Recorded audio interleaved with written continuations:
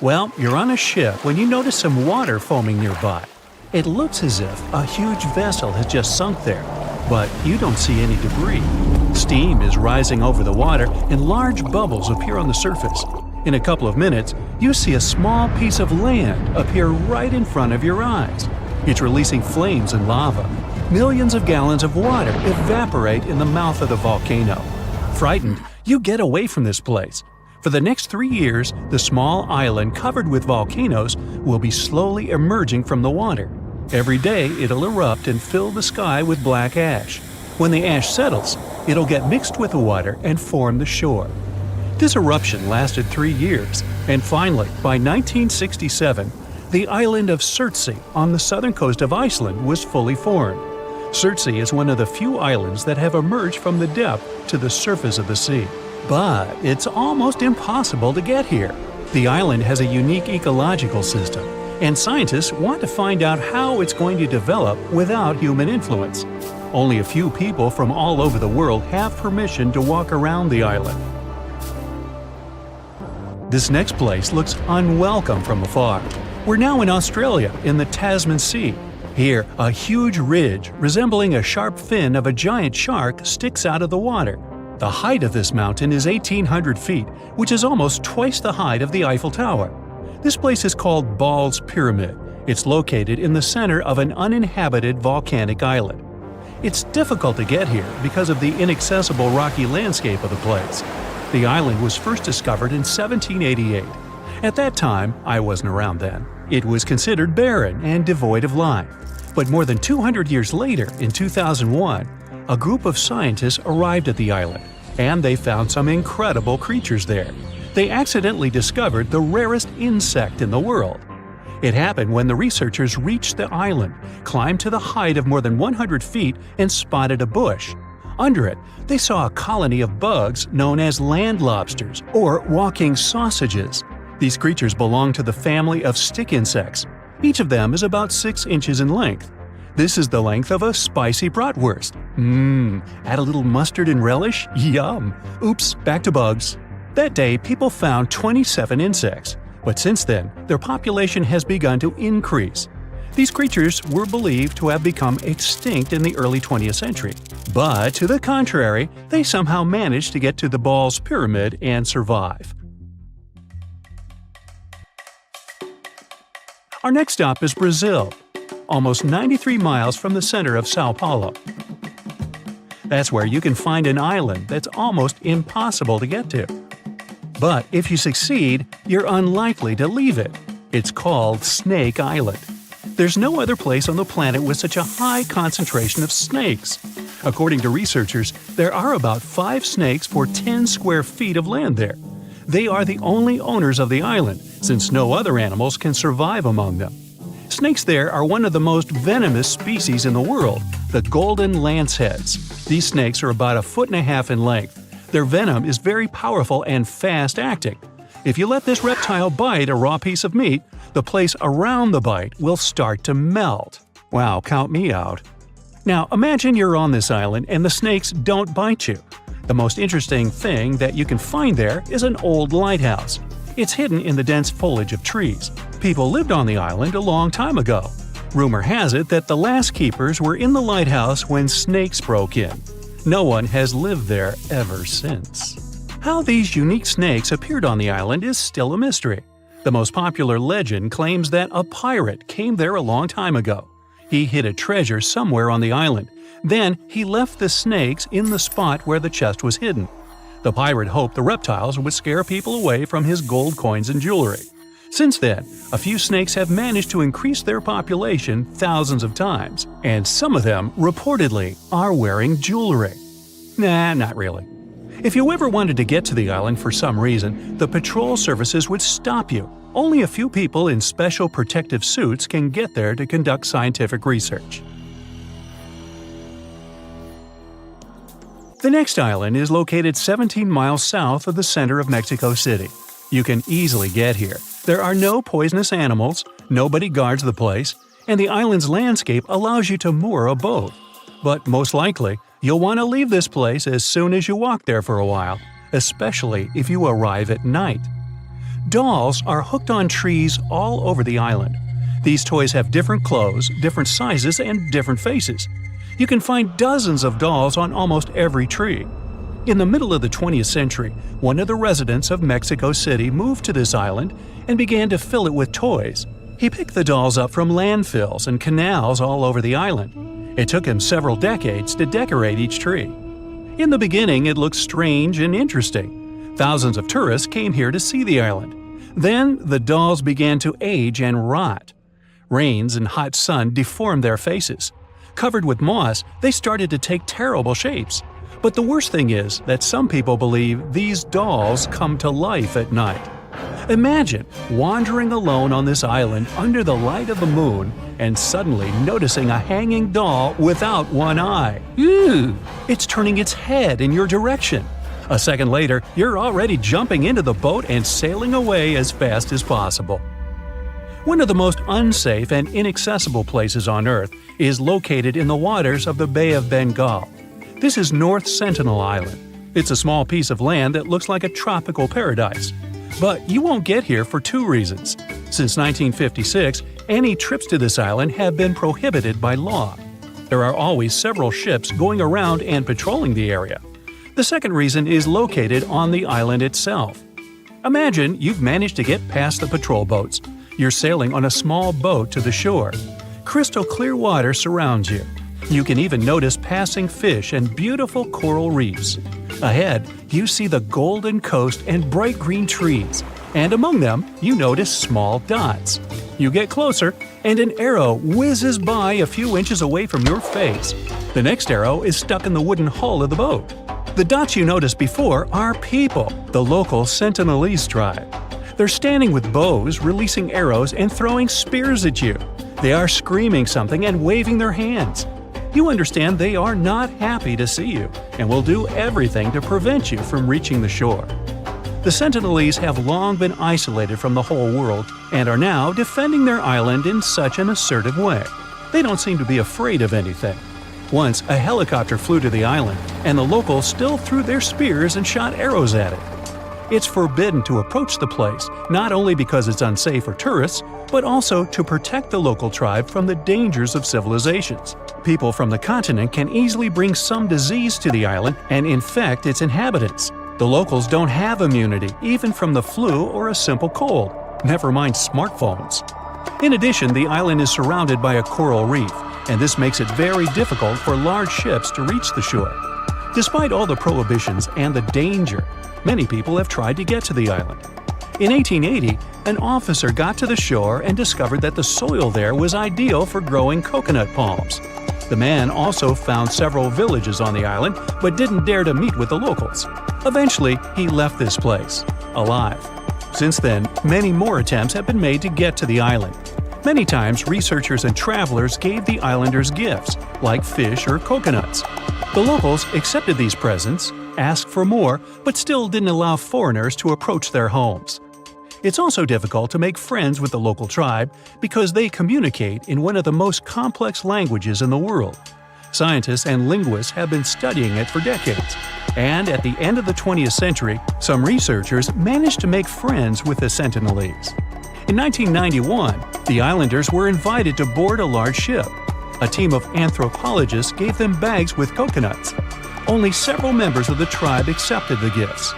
For centuries, the Sentinelese have been living on their own, far from civilization, and almost nobody wants to change this situation. What, and pass up the internet, fried food, and Facebook? You're kidding. Giant waves come crashing down on the soft, sandy beaches of Hawaii. You've washed ashore, covered in seaweed, and a starfish sucking on your back. You get up and lean sideways to get all that water out of your ears, squinting your eyes in the bright sunshine. Wow, that was a swim! Ah, Hawaii, you finally made it to the Aloha State. You're expecting to see a flock of people gathered around with cameras, snapping photos of you washed up ashore. The large results with families and tourists. The international breakfast buffets. Sign me up. The pineapple pizzas sizzling from the oven. Say what you want about pineapple pizzas, but I'm open-minded. You look around and see acres of plain beaches with not a single person taking selfies. There aren't any resorts or even buildings for that matter. No paved roads, no infrastructure, and not even an airport. Something's off. You definitely jumped off the cruise ship to swim all the way to Hawaii, but this just seems like a virgin island. You walk along the beach, shaking off all that seaweed, trying to make your way to what seems like a main road.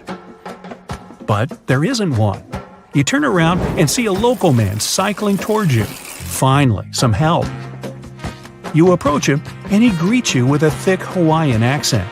The locals do speak English pretty well, so this guy is probably someone who keeps to himself. He gives you a very warm welcome and tells you that you're actually in Niihau Island, the smallest of the populated Hawaiian islands, at only 70 square miles.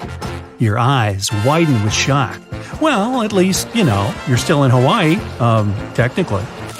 In 1863, King Kamehameha IV sold this island to Elizabeth Sinclair, a Scottish farmer who owned plantations in New Zealand, for a sum of $10,000 worth of gold. In today's money, that would be around $200,000. The king asked for one condition: to preserve the culture and protect it from any outsiders. Over the generations, the island has been maintaining that promise and is owned by the Robinson brothers, who are descendants of Elizabeth Sinclair. And one of the ways of getting in is by having a personal invitation from one of them. Another way is by booking a half-day helicopter trip with limited access around certain areas of the island for a few $100s. Good thing you saved yourself a few bucks. This is the only island where the majority of the population speak Hawaiian instead of English. In fact, Hawaii is the only state that has two official languages, English and Hawaiian. The Niihau Island actually rejects the fruits of today's advancements. There are no cars in sight, since the locals get around on foot or by bicycles. No wonder their legs have great definition. They thrive without running water, internet, or shops. The only school on the entire island is powered by solar energy with a backup generator. And what's awesome is that it's the only school in the state that's powered by the sun. You walk around enjoying the landscape until your new friend shows you the biggest lake in all Hawaii. You're in awe to witness such an amazing sight. Being a resident of the island, the local explains some ground rules the permanent residents must abide by. The men of the island are not allowed to grow their hair or have earrings.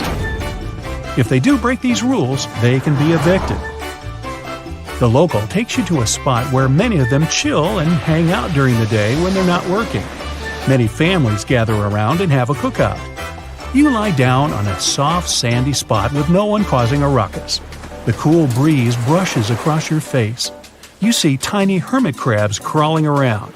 And in the distance, you see some fishers walking back to their houses with their much-needed catch. Residents don't use modern-day technologies for hunting and fishing. Rather, they use techniques passed down generation to generation.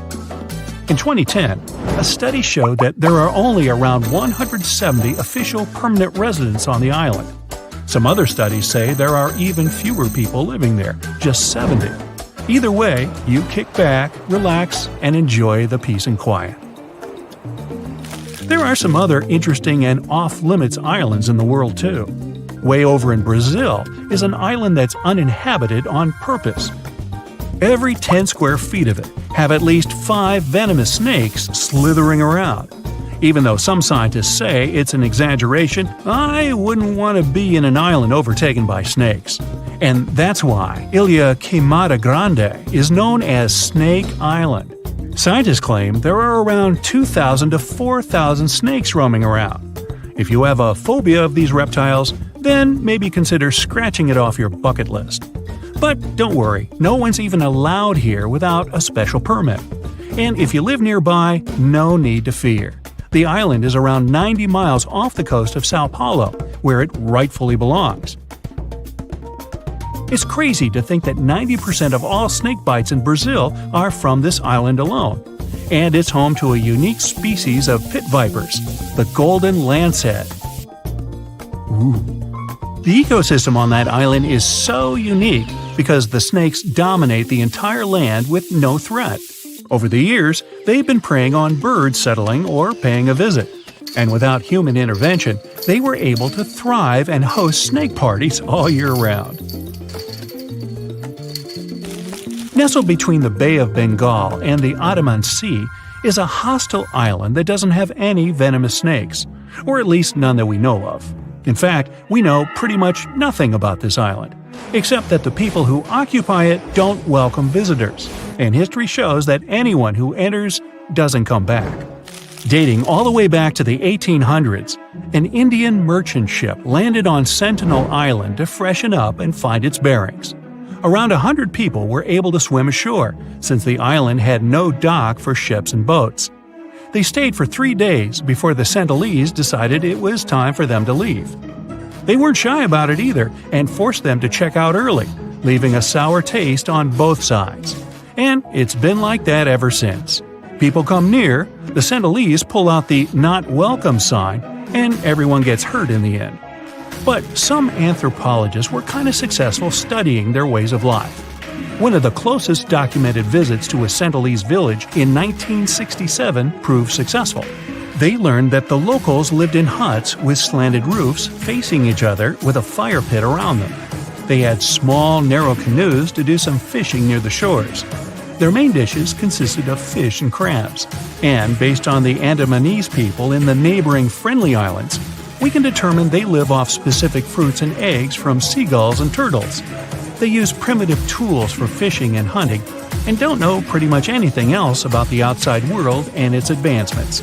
So, it's probably best for everyone if we just left them alone. On the complete opposite of tropical islands and white sandy beaches is a scientist's dream. Imagine bearing witness to the birth of a new island. Now, I'm not talking about discovering one, or even water levels reducing where a new land emerges. No, no, no. Surtsey is an island just 20 miles off the coast of Iceland and is one of the most unique ones.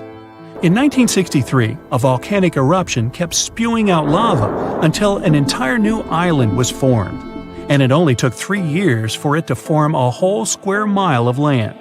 Not enough to host a full-blown party, but enough to be considered an island. And after the lava cooled down, many scientists went to pay it a visit to conduct some studies. They were shocked to see actual life thriving there. It started with molds, bacteria, and specific fungi. Throughout the years, the ocean currents washed in seeds for plants to grow. And in the following decades, scientists observed more than 50 different species of birds flying around and populating the island. Surtsey is completely off-limits to anyone wanting to visit. Whether you're sailing by or going for a quick visit nearby, no one is allowed in to ensure the confinement of the species living there. It's even forbidden to construct anything nearby. So, why not visit Reykjavik? Way better restaurants. Friendlier too. In 2020, there are islands on our planet that have not been touched by the hand of modern man, not even his fingers. Nature in these places has remained unchanged for thousands of years. What if people lived on one of these islands? They wouldn't know about civilization's progressive benefits or have seen a modern person. This island actually exists, and traveling to it is unlawful and involves many dangers. North Sentinel Island is located in India in the Bay of Bengal. If you want to get there, you won't succeed, because any travel to this place is prohibited by law since the middle of the 20th century. The Indian Coast Guard prevents any attempts to get there, but the law is not the only thing that will stop you on the way. Imagine sailing a small boat towards this island. The waters are crystal clear. You spot passing fish and beautiful coral reefs. Ahead, you can see the island's shape. It looks like paradise. You're so impressed by the beautiful view of this place that you don't notice a few dots appearing on the shore. As you sail closer, something whizzes past you and falls into the water. It's an arrow. The next arrow hits the hull of the boat. The dots on the shore are people, the local tribe Sentinelese. They stand with spears and bows and shout something at you in a strange language. They make it clear with gestures that you should get out of this place. They throw spears at you and fire arrows. Well, that's another clue, huh? Fortunately, you manage to get away. Sentinelese guards their island in such an aggressive way. They don't invite anyone to the island and voluntarily isolate themselves from the rest of the world. Even when a helicopter flew to North Sentinel, the tribe threw spears and arrows at it. The authorities forbid approaching this island because it's unsafe for tourists, you think, and to protect the islanders from the dangers of modern man. People can easily bring disease to the island and infect the inhabitants. The locals may not have immunity to even the flu or a simple cold. Despite all the prohibitions and threats to life, many people have tried to get there. They wanted to make friends with the tribe, and sometimes they did. In 1880, Officer Maurice Vidal Portman went to the island shore and found that it was surrounded by a coral reef and limestone. On the island, there was a noble soil, which is ideal for growing coconut palms. Portman found several villages on the island, but didn't visit the locals and left this green paradise. Often researchers gave the islanders gifts in the form of caught fish. The locals accepted it, asked for more, but still did not allow anyone to approach their home. Making friends with the natives was also tricky because they communicate in a complicated language. But over several decades, modern people managed to establish contact. In 1991, one of the locals approached a boat that sailed to the island and took the gift. In the same year, the islanders boarded a boat and accepted bags of coconuts from the anthropology team. This was one of the last positive interactions with the tribe. For centuries, sentinels have lived on their own, far from civilization, and India's government wants this to continue. So there.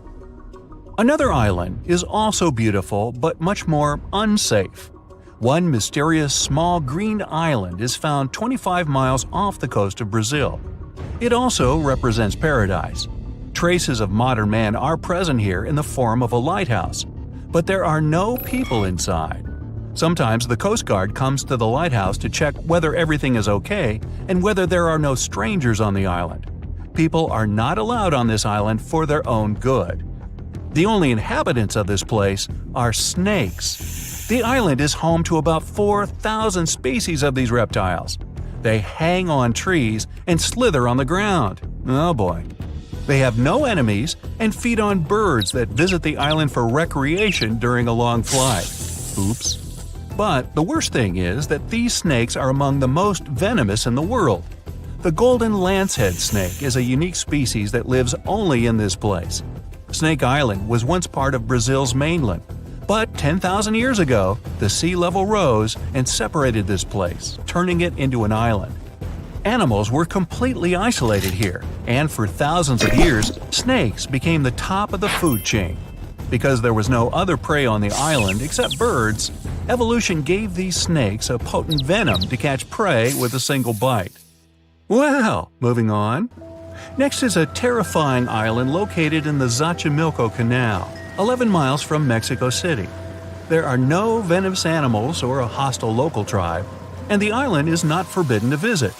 But most likely, you'll want to leave as soon as you arrive. Creepy dolls of various sizes are suspended in trees and old buildings all over the island. In the 50s, one of the residents of Mexico City moved alone to this island and began to hang it with dolls. For decades, he decorated this place, although it's difficult to call it decoration. He found dolls and dumps in canals around the island.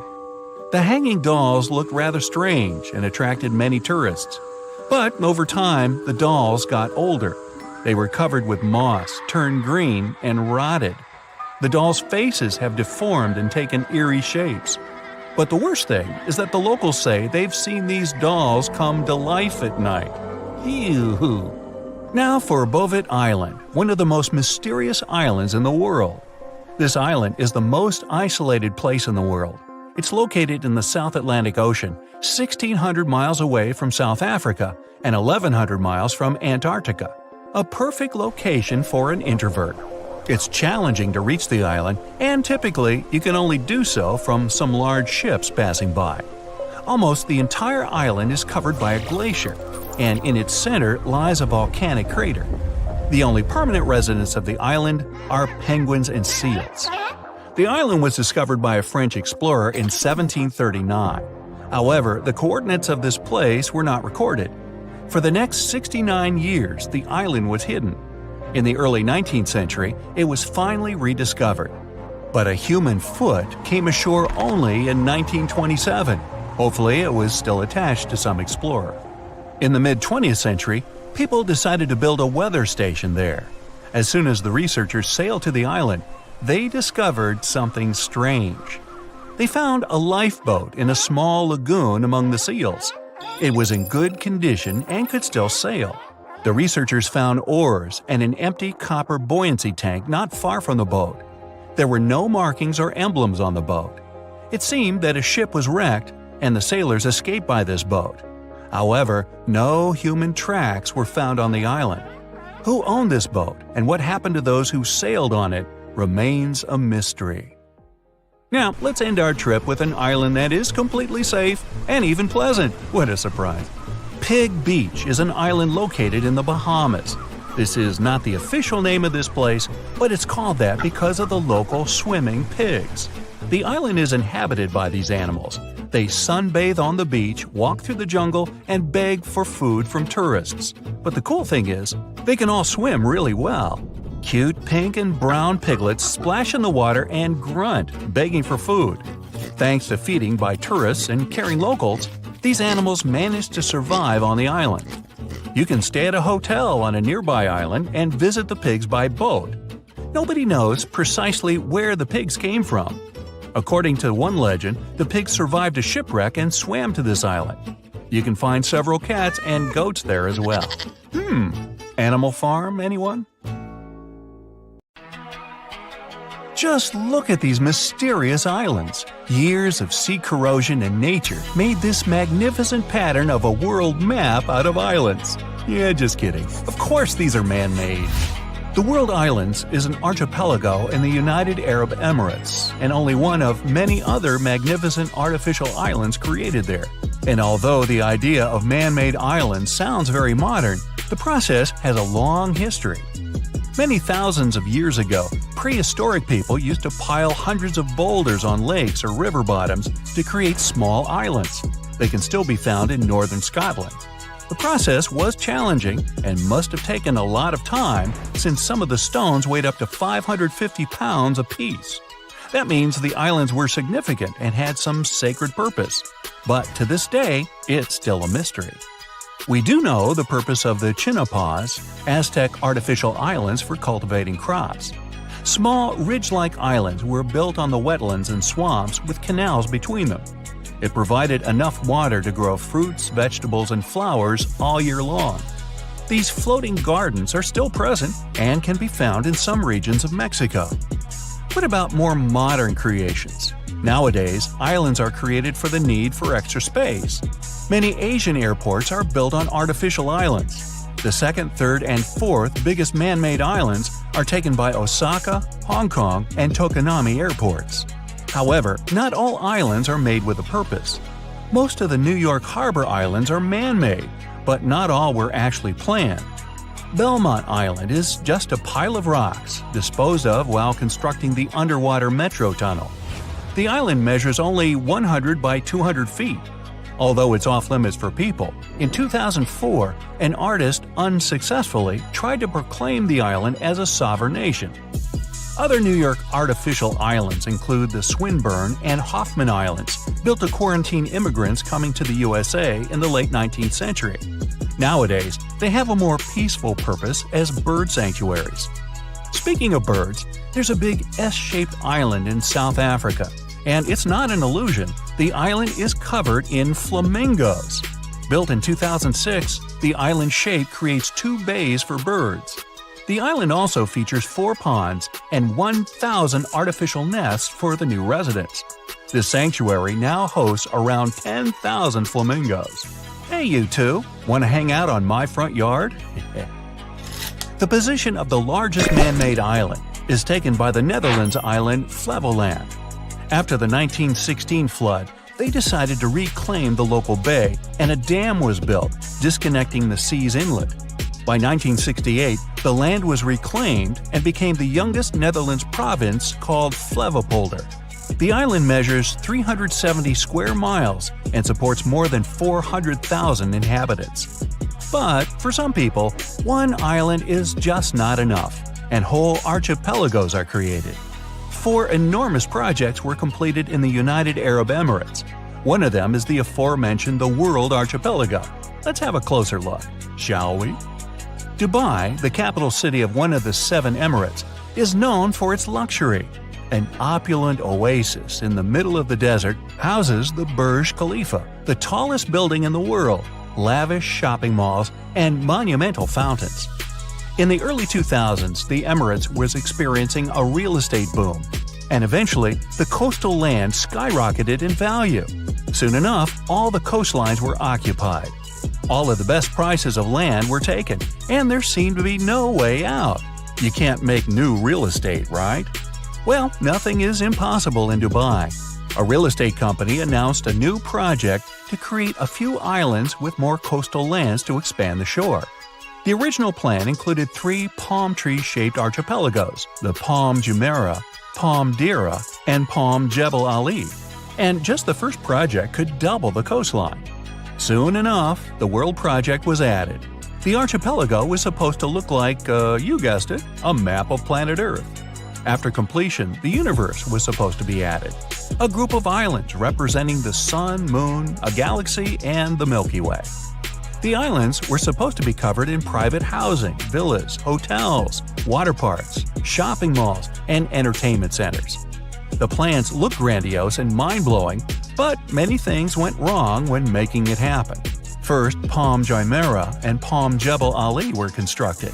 Tons of sand were dug up from the Persian and Arab Gulf's floors. Then the sand was sprayed and compacted into the needed shape, surrounded by rocks for stability. The construction began in 2001, and in 2006, the first apartments were completed. Nowadays, Palm Jumeirah is one of the most recognized man-made islands. It consists of a trunk and 17 palm leaf shapes, surrounded by a crescent-shaped island. The project added 40 miles of desired beaches. It's currently home to the opulent resort Atlantis the Palm, numerous malls, hotels, parks, and villas. The island is connected to the mainland by a monorail and an underwater tunnel, and by 2016, more than 10,000 people live there. Work on the second Palm Island started in 2002. It was supposed to be 50% larger than Palm Jumeirah. Just a year later, work on 300 small islands composing the world began as well.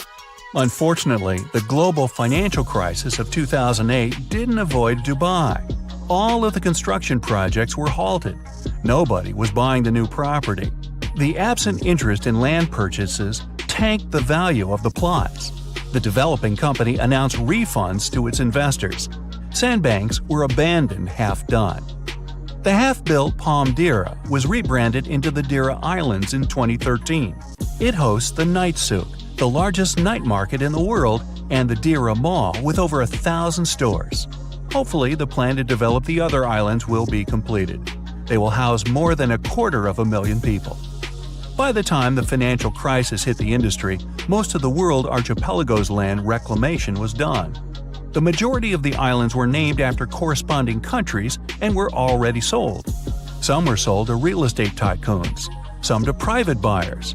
Virgin Group founder Richard Branson bought the Britain Island. Ethiopia Island was reported to be purchased by then-married Brad Pitt and Angelina Jolie. Unfortunately, after purchase, no development followed, and most of the investors lost their interest and didn't see any future in the project anymore. Many investors were turned off by the island's size. Each island is a different size, some as tiny as 6 acres. Many are turned off by the lack of connection to the mainland, with only a boat or a seaplane being an option, since some islands are 2 miles away. By 2013, 2 islands, Greenland and Lebanon, had been developed, giving some hope to the project. Alas, the world was struck by another problem. A report came out stating the islands were sinking back into the ocean. It's noted that water erosion was slowly washing away the sand. Right now, the only way to combat it is to manually replace the sand. This may not be a problem for private owners, but it might be a deal-breaker for a significant portion of residents. Besides that, the problem of water quality has been bothering the island's residents. The crescent shape around the Palm Islands was made to protect it from waves and erosion. In the end, it completely changed the natural tidal movement, making the water around the islands stagnant and stale. Remember smelling a small egg during an incredibly hot summer? Same effect here. It not only smells gross, but it can also be harmful to your health. Now, not to pile on, but we will. In addition, the usage of sand from seafloors is now destroying the natural coastlines. Besides other problems, these ecological concerns makes the project unmarketable and not fit for the current time. Modern companies are interested in projects developing in coexistence with nature and not disrupting and changing the organic ways. However, despite all of the controversies, the world is slowly coming back to life. An Austrian real estate company bought 6 islands composing Europe's map and developing a new luxury resort called the Heart of Europe. The project is set to open by the end of 2020. It has some mind-blowing attractions: the world's first artificial rainy street, the first floating houses, and the first underwater hotel. The resort is separated into different zones, each symbolizing a different European country or city. The Heart of Europe is now the only significant development on the world islands. But hey, if you don't want to buy your own island, I've got a bridge I can sell you. Wait, where are you going? You pack up your bags and head to the most remote island in the world. You can't stop jumping for joy, knowing you'll have an island all to yourself. Destination: Bouvet, the loneliest place on Earth. There's no airport on the island, so all those who have a fear of flying can just relax.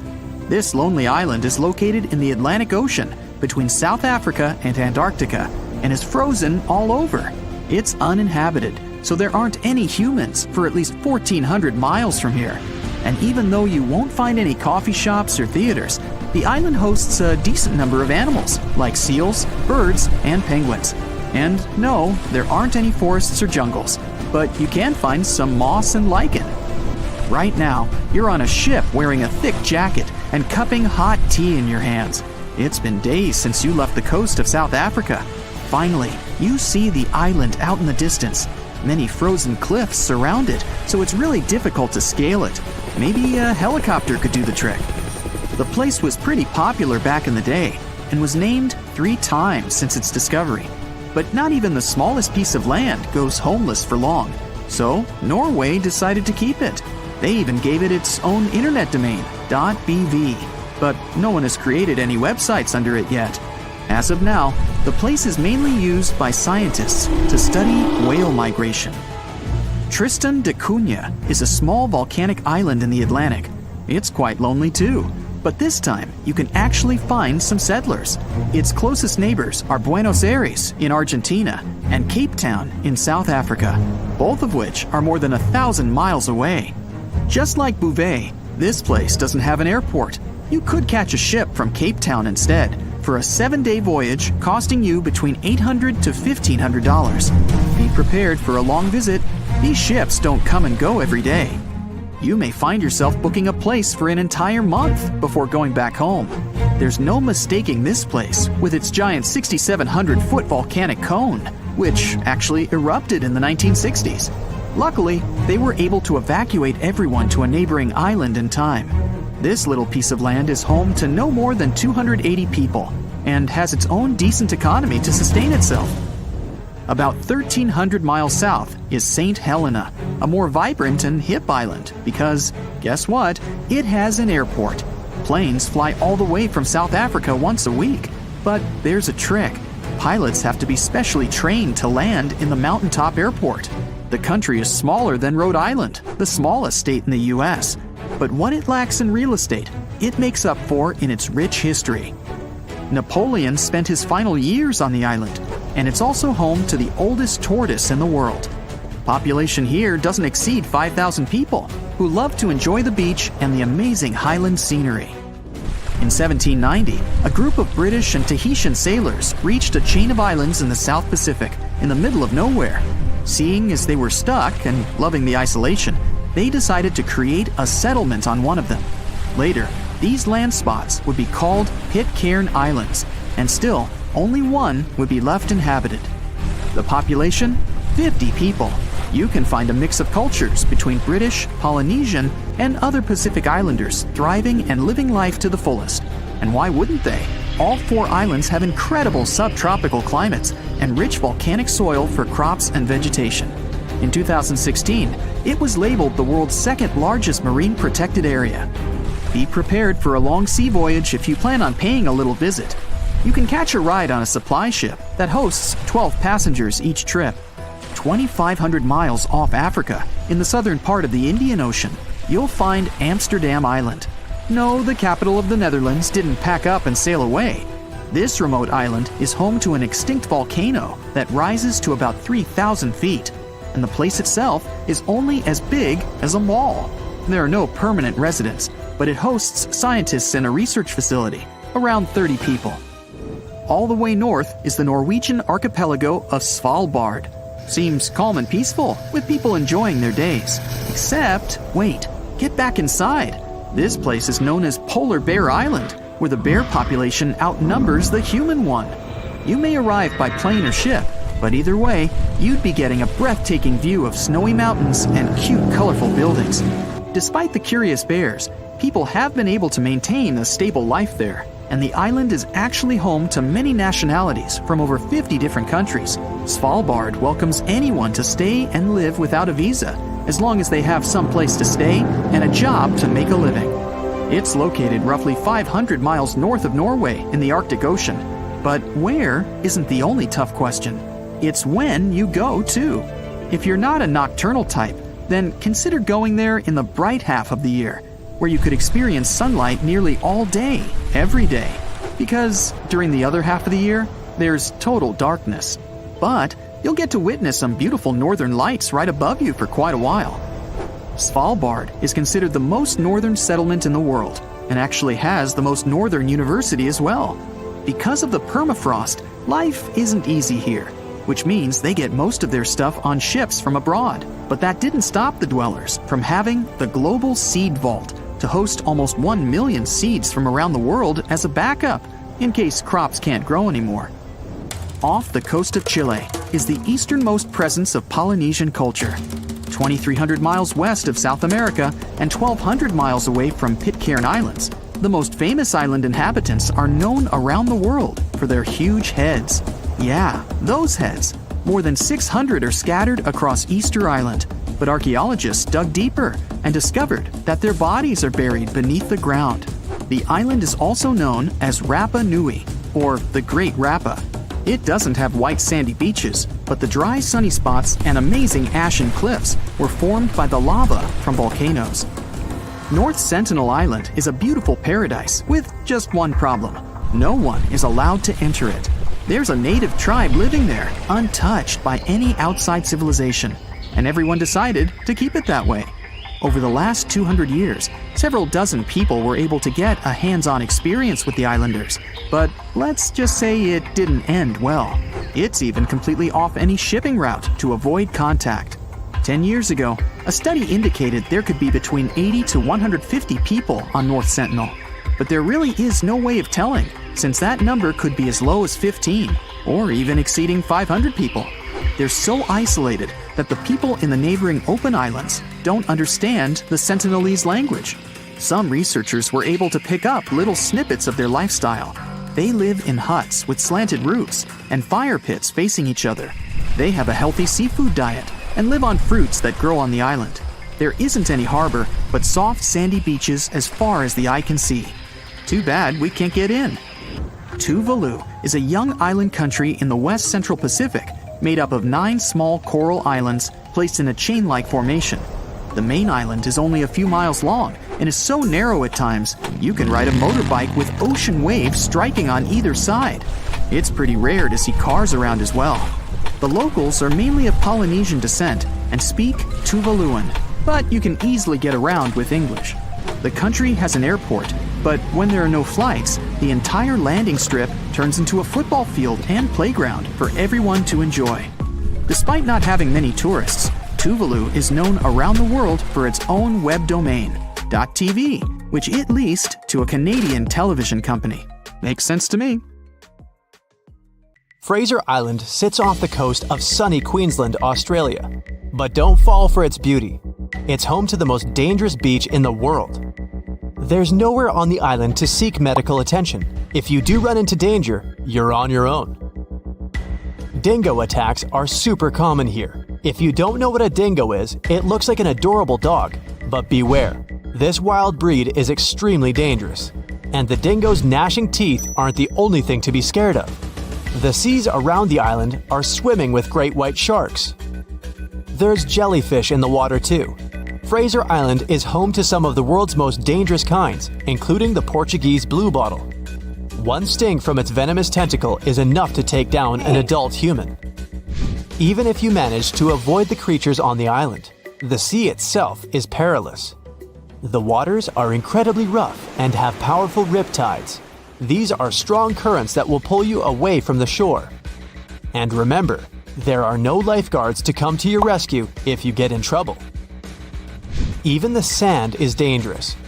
Car rollovers in the thick dunes happen all the time. It's definitely best to swap your car for a dune buggy.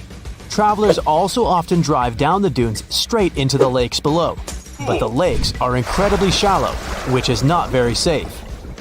Fraser Island is also known for its beautiful lookout points, but you'll need to watch your step. You might feel on top of the world, but stay well away from the edges as jagged rocks and crashing waves line the shore below. There's an island in Brazil known as Snake Island, which is equally dangerous. I wonder what the hazard could be here. It's home to thousands of golden lancehead vipers, which are one of the most venomous snakes on the planet. They grow to over 20 inches long, and their fast-acting venom melts the flesh from around their bites. There are around 4,000 snakes on the tiny 106-acre isle. Snake Island has become so dangerous that the Brazilian authorities had to ban everyone from going there. For years, the only human inhabitants to brave the island were a lighthouse keeper and his family. But local legend says that one night a group of snakes crawled in through a window to attack, and the family was never seen again. Known as the gas mask town, the island of Miyakijima is not one to visit in a hurry. It's home to a fiery, active volcano that has erupted several times over the past few years. There were several massive eruptions leading to the spread of a highly poisonous gas across the island. Residents are now required to carry gas masks at all times, and a terrifying alarm blares across the island whenever the poison levels get too high. The island is also in the middle of the Devil's Sea. Ships mysteriously vanish in the area, and experts have no idea why. The North Sentinel Island is home to a remote and unwelcoming tribe. They lived alone on the island without any modern technology or contact with the outside world for over 60,000 years. And that's just the way they like it. They've been known to fire arrows at anyone who attempts to enter the island.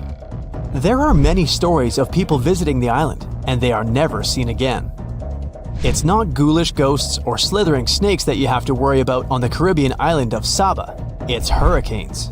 The tiny island has been hit by more severe hurricanes than anywhere in the world over the last 150 years.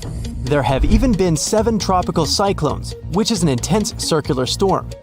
The winds in these storms can reach 254 kilometers an hour.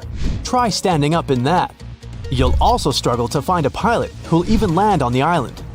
It's incredibly dangerous not because of the winds, but because it's home to the shortest runway in the world. It's only 440 yards long. 2 huge rocky ridges surround the runway, so there's no room for mistakes. The Kilauea beaches of Hawaii used to be one of the most dangerous in the world.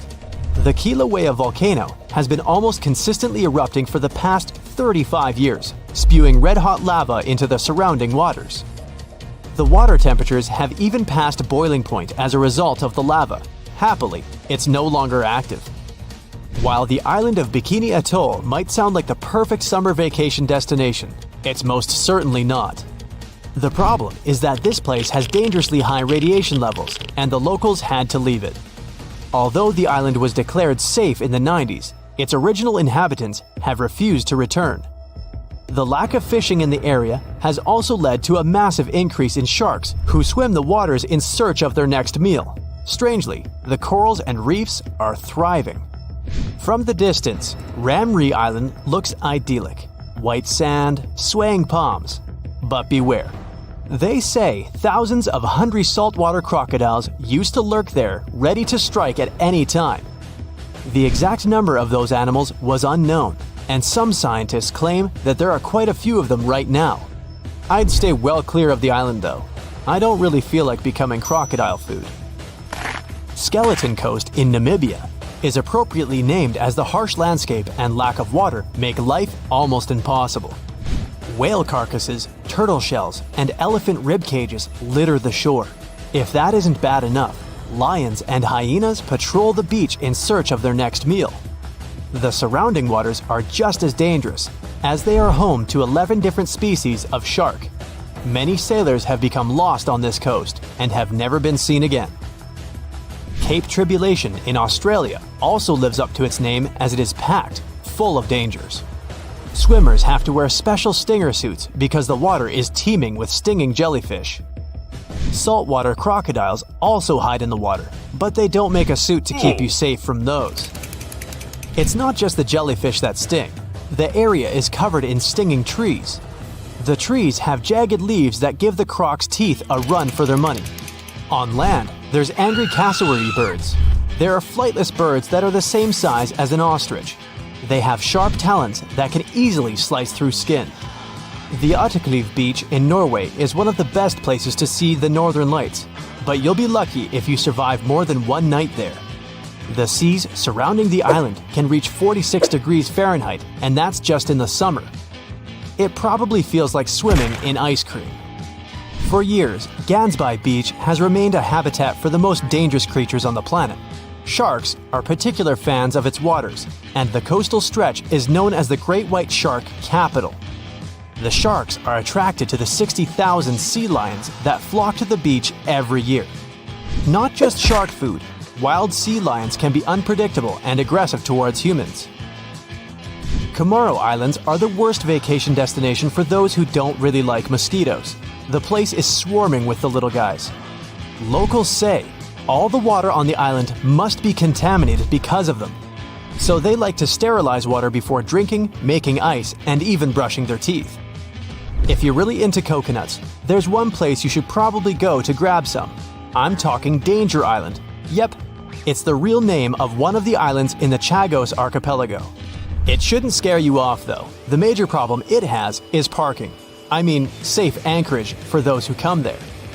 Finally, while it may sound dreamy, you're probably going to want to avoid the beaches of the Amazon. Sharp-toothed red-bellied piranhas, anacondas, and electric eels are just some of the beach's regular residents. It has one of the widest varieties of animal species on the planet, including the Amazonian giant centipede, which has a poisonous bite. It's not just the animals of the Amazon that you have to watch out for. Strychnos and curare are the two Amazonian plants that are super poisonous. It's 2010. You're in the Japanese waters of the Pacific Ocean, about 745 miles south of Tokyo and very close to the island of Iwo Jima. The sky is clear. There are almost no waves. A heavy, low rumble comes from somewhere deep under the sea. It scares away all the flying gulls. And then it gets quiet. Too quiet. It seems that even light waves don't dare to make a sound. Suddenly, a small bubble rises to the surface of the water. Then, thousands of air bubbles start moving up, one after another. The water begins to boil and heat up. Its temperature is so high that you can cook eggs or pasta in here. The boiling area grows to the size of a stadium. A huge amount of steam is released into the air. You can see an outline of some huge object through the boiling water. Then, everything stops. The water cools, the amount of bubbles goes down, and the surface of the ocean becomes calm again. That year, an underwater volcano erupted at that specific location. Fortunately, it didn't bring any serious consequences. In August 2021, the eruption repeated. But this time, everything wasn't limited to the bubbling water. The Japanese Coast Guard reported strong volcanic activity in the region. Hot steam and gases came out of the water and rose into the air to a height of 10 miles. which is about twice the height of Mount Everest. The huge awakened volcano began to slowly lift to the surface. If you took a helicopter ride above this place, you'd see more and more land coming out of the water. This is not just a volcano, it's a whole island in the shape of a horseshoe. And this is just the beginning. Seismologists say this island is the tip of a huge volcano. It fills the sky with smoke and ash. The air temperature is rising. Scientists continue to monitor the situation. They believe the volcano can completely get out of the water. Nobody knows what consequences this may have. This isn't the first island that has appeared in the waters of Japan. Underwater volcanoes have erupted several times over the past century. One of the most surprising cases occurred in 2013. That year, a small piece of land was formed next to the already existing island. The underwater volcano that emerged from the water began to grow slowly. At some moment, it connected to the island. After 2 years, the area of this island increased by 12 times compared to the original size. Smoke is always pouring out of this place, and its surface is filled with red-hot lava flows. The volcano is unstable and isn't going to calm down. Such phenomena occur not only off the coast of Japan. In the 1960s, a volcano awoke on the southern coast of Iceland. For 3 whole years, it was coming to the surface and had formed an island by 1967. They called it Surtsey. Unlike the Japanese islands, this is where the volcanic eruptions ended. Now the island is one of the most inaccessible places on the planet. Only a few scientists in the world have permission to walk around this place. They want to learn how the plant and animal life of the island are formed without human intervention. This is a unique event, and here's why. Underwater volcanoes differ in their behavior from land volcanoes. They don't explode and don't release lava flows upwards. A huge amount of water above them creates high pressure. As soon as the magma gets out, the water immediately lowers it to the seafloor. Underwater eruptions don't normally cause any changes on the ocean surface. So, millions of gallons of lava sink to the bottom, cool down, and solidify around the volcano. This lava forms a thick layer of Earth's rock. To make an island appear on the surface, an underwater volcano needs a lot of magma. The next eruption creates another thick layer. Millions of years pass, and passive lava flows form mountains. Constant eruptions increase the height of the seabed. Layer by layer, the cooled lava rises higher and higher, and then, one day, it appears on the surface in the form of an island. Often, underwater volcanoes don't reach the surface and fall asleep forever. Such volcanoes are called seamounts. The tectonic activity also affects the formation of islands. The volcano has a source of magma that comes from the mantle of the planet. The tectonic plate is moving, and a volcano is placed on it, so the plate can lead the volcano away from the source of magma. When a volcano rises, it can simply move aside and no longer erupt. From the outside, the volcanic islands look like an apocalypse, lava spraying in different directions, smog and ash filling the sky. But in fact, volcanoes are not about destruction, but the creation of new life. Lava is any hot metal, but the natural lava flowing out of volcanoes is called magma. When it appears on the surface of the ground, various gases and acids instantly evaporate from it, and magma becomes lava. But underground, it's magma. These molten metals contain trace elements of almost all chemical substances that exist in nature. They enrich the land they're flowing in. Ash is also filled with many different elements. The lava hardens, the ash settles, and this creates favorable conditions for the appearance of a rich ecosystem. It can take millions of years to develop, though. The simplest bacteria appear. They feed on chemical elements coming from the volcano. When you have favorable conditions for bacteria, you get favorable conditions for bigger life forms. Birds flying by also help to develop the new ecosystem. They build nests on the island, bring tree seeds and plant spores from the continents and other islands. All this enriches life on the volcano. Volcanoes are isolated places, so unique species of animals, insects, and bacteria can appear only there and can't be found anywhere else on the planet. However, if the volcano wakes up, it can also destroy the ecosystem. The entire island can be covered with ash and simply lose all vegetation. But then, on the scorched ground, life can appear again. Hundreds of islands around the world appeared because of the eruptions of underwater volcanoes. Hawaii, Indonesia, and Iceland have them on their territory. Imagine that people settled on a similar volcanic island and built a city there. And one day, the volcano woke up. It once happened 200 miles south of Tokyo. People built a beautiful town right in the center of an active volcano on the island of Aogashima. In May 1785, the catastrophe began. That day was sunny, and no one could imagine what tragedy was approaching them. At some point, thousands of birds took to the air and flew away from the island. Then, the ground began to shake. A heavy, low sound came out of the town depths. Streams of smoke were coming out of the crater of a green volcano. The volcano was throwing dirt, large stones, and various debris into the sky. The disaster lasted for several weeks. Since then, more than 200 years have passed, and the volcano has never woken up again. The town was rebuilt after the disaster. Now, this place is so great, people don't want to leave, despite the risk of a new eruption. More and more residents are coming to the island. There are many thermal springs, and the waters around the island are rich in fish. But the volcano may wake up at any moment. Fortunately, meteorological and seismological services monitor the situation. A lake can also form inside the volcano, but you shouldn't swim in it. In Indonesia, on the island of Java, there's a volcano with a crater inside. It's filled with turquoise water. The magma inside the volcano consists of many molten metals and chemical compounds, and the lake gets these substances. The volcano emits sulfur dioxide gases that combine with the metallic lake. This gives the water its strong acidity and turquoise color. The steam coming from the lake is acid. When it combines with air, it ignites. This is visible at night. Sulfur accumulations flare up and illuminate everything around. No one expected such a strong storm. It's too dangerous to sail back to the land because of high waves and winds. But suddenly, you notice a small green island nearby. You and your friend are about 25 miles off the coast of Brazil. You were fishing and didn't notice black clouds obscuring the blue sky.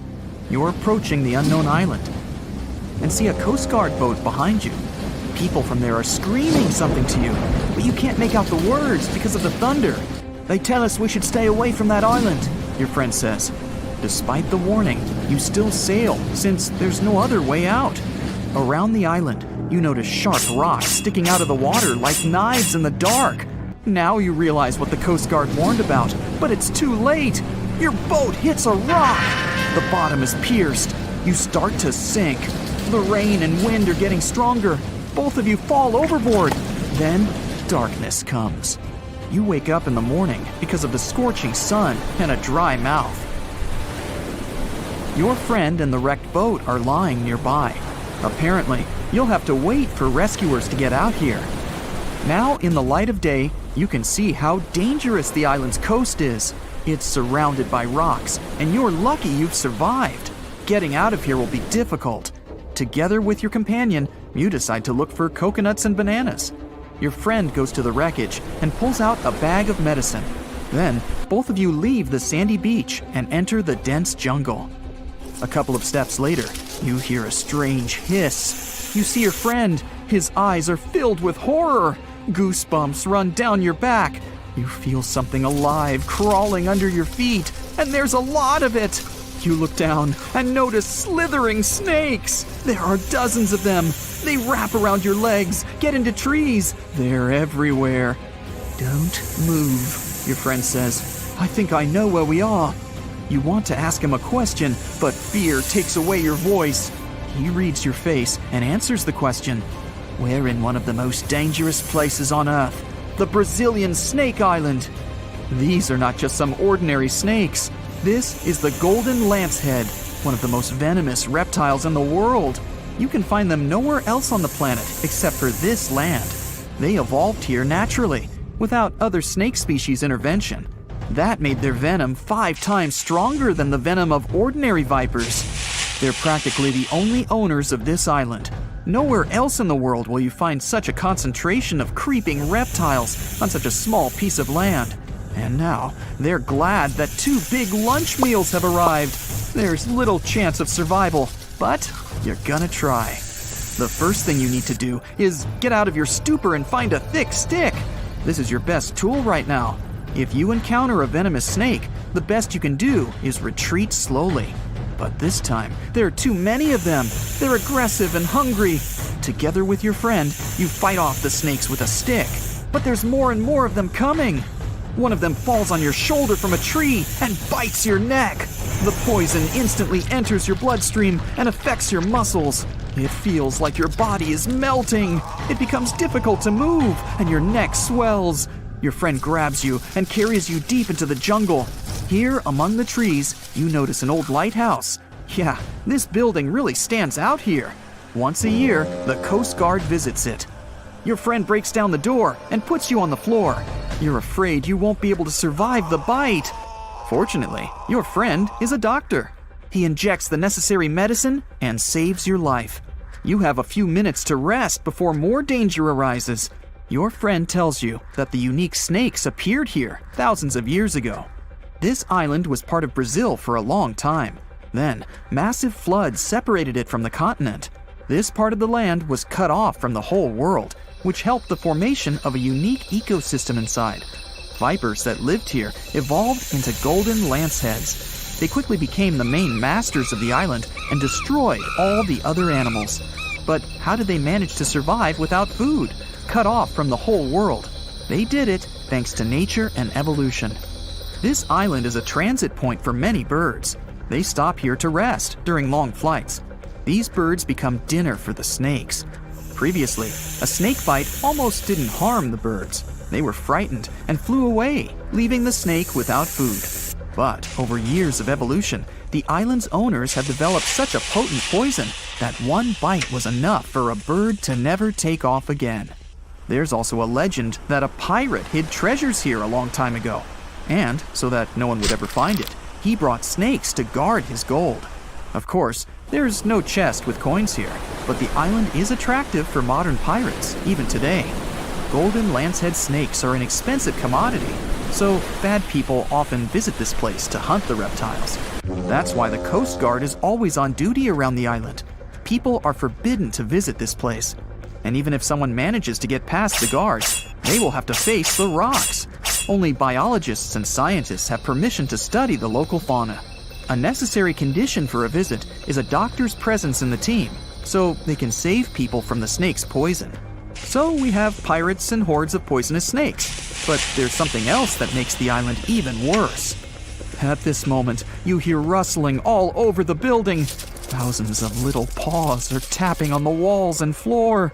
You look around and see lots of giant cockroaches. Some of them are half the size of your palm. They crawl under your clothes. You and your friends scream in fear and run out of the lighthouse. Quickly, you reach the shore and fall into the water. It seems that not a single cockroach is left under your shirt. But that's not all. You hear a strange buzzing sound. You look around and see a dark cloud of flying beetles forming in the sky. It's locusts! Thousands of flying insects are heading in your direction. To avoid a collision, you dive under the water and wait for the cloud to pass by. You go up to the surface and move to the shore. Fortunately, there are almost no snakes here. You and your friend are afraid to approach the jungle and wait for several hours until rescuers arrive. You're nervously painting a pattern on the sand and make a promise that you'll never revisit this place. Finally, you see the lifeguard boat. You're trying to tell them you got here by accident. They believe you and evacuate you from the island. While you're sailing away, you think about what would happen if many poisonous snakes appeared in a village or a small town. It's difficult to imagine what kind of problems people would face. But in fact, there's no need to imagine anything.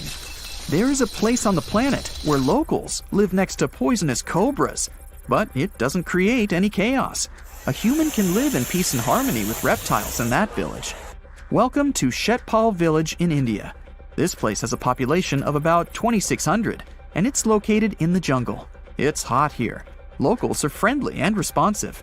If you go into one of the houses, you'll see something that seems impossible.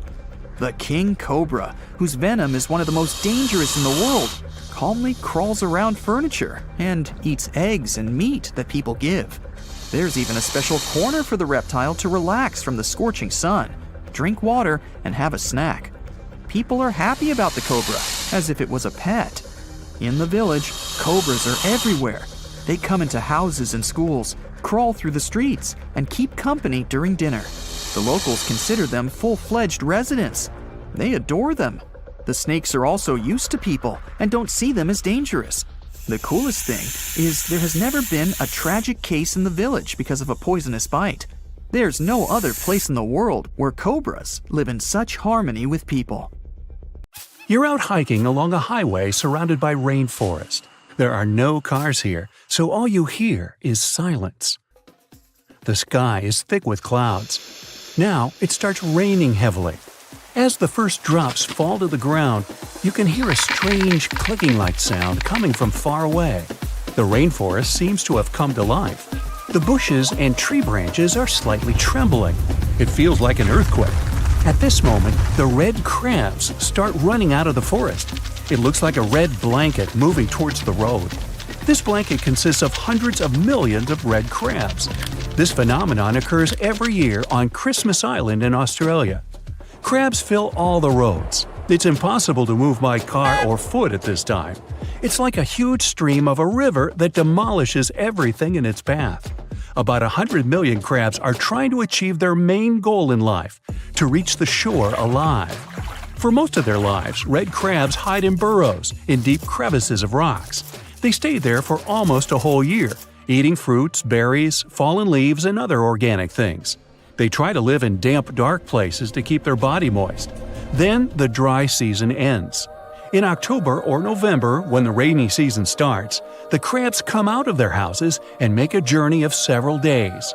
They are guided not only by the rain, they come out of their burrows at a certain phase of the moon. A little later, you'll find out why they need it. In several days, male and female crabs migrate to the coast of the Indian Ocean, and now they are finally in place. Here, they produce their offspring. All males begin to dig deep burrows on the shore. In these holes, the females will hatch their eggs.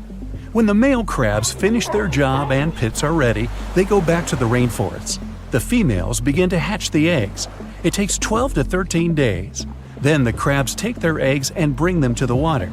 They reach the shore and release their eggs into the water. The phase of the moon now plays an important role.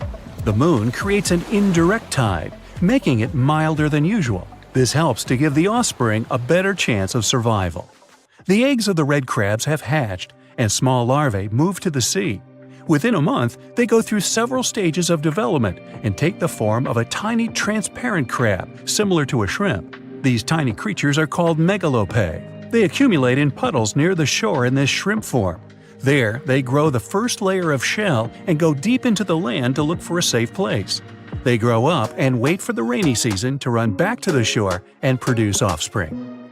To keep the crabs safe, people close roads in those places where migration occurs. Welcome to the French island of Réunion, located in the Indian Ocean, 430 miles east of Madagascar. The magnificent shore, a stunning coral reef, golden sands, and green jungle. For a long time, this island was considered one of the best places for surfing. But then, it turned into one of the most terrible and dangerous places on Earth, and sea creatures are to blame. Throughout the island, you can see signs saying that swimming and surfing outside the Coral Lagoon are prohibited. This island has become famous all over the world because of the frequent shark attacks. You can dive into the water near the island and immediately feel like prey. From afar, you notice several fins. They belong to some of the most aggressive and dangerous sharks in the world, bull sharks, and they are approaching you. In the beginning, it may seem they are slow, but they deliberately create the illusion of sluggishness to make the prey relax. At the right moment, they become agile and fast. They are called bull sharks because of their short, flat face, similar to a bull. Their bodies are strong and tough. These predators like to push their heads and hit their prey or other sharks with their noses. From the 80s to the present day, more than 50 shark attacks on humans have been recorded. During this time, the probability of a shark attack on a person has increased almost 23 times. Scientists still don't know the exact reason for these incidents. It's possible the number of sharks has increased, leading to a lack of food. Therefore, sharks eat anything and see people as lunch. Another theory says the water temperature has changed, and sharks feel comfortable swimming in this region. But the most interesting hypothesis is related to the volcano. Réunion is a volcanic island. Because of the ground fluctuations, large parts of the rockfall from the slope of the volcano end up in the ocean. This makes the water cloudy, and such conditions are ideal for marine predators. No, I'm not swimming there. The next island we're going to visit also looks peaceful, but is way more dangerous than Shark Island. We're moving to Brazil. The small green island is located 25 miles off the coast of this country. There are no people here.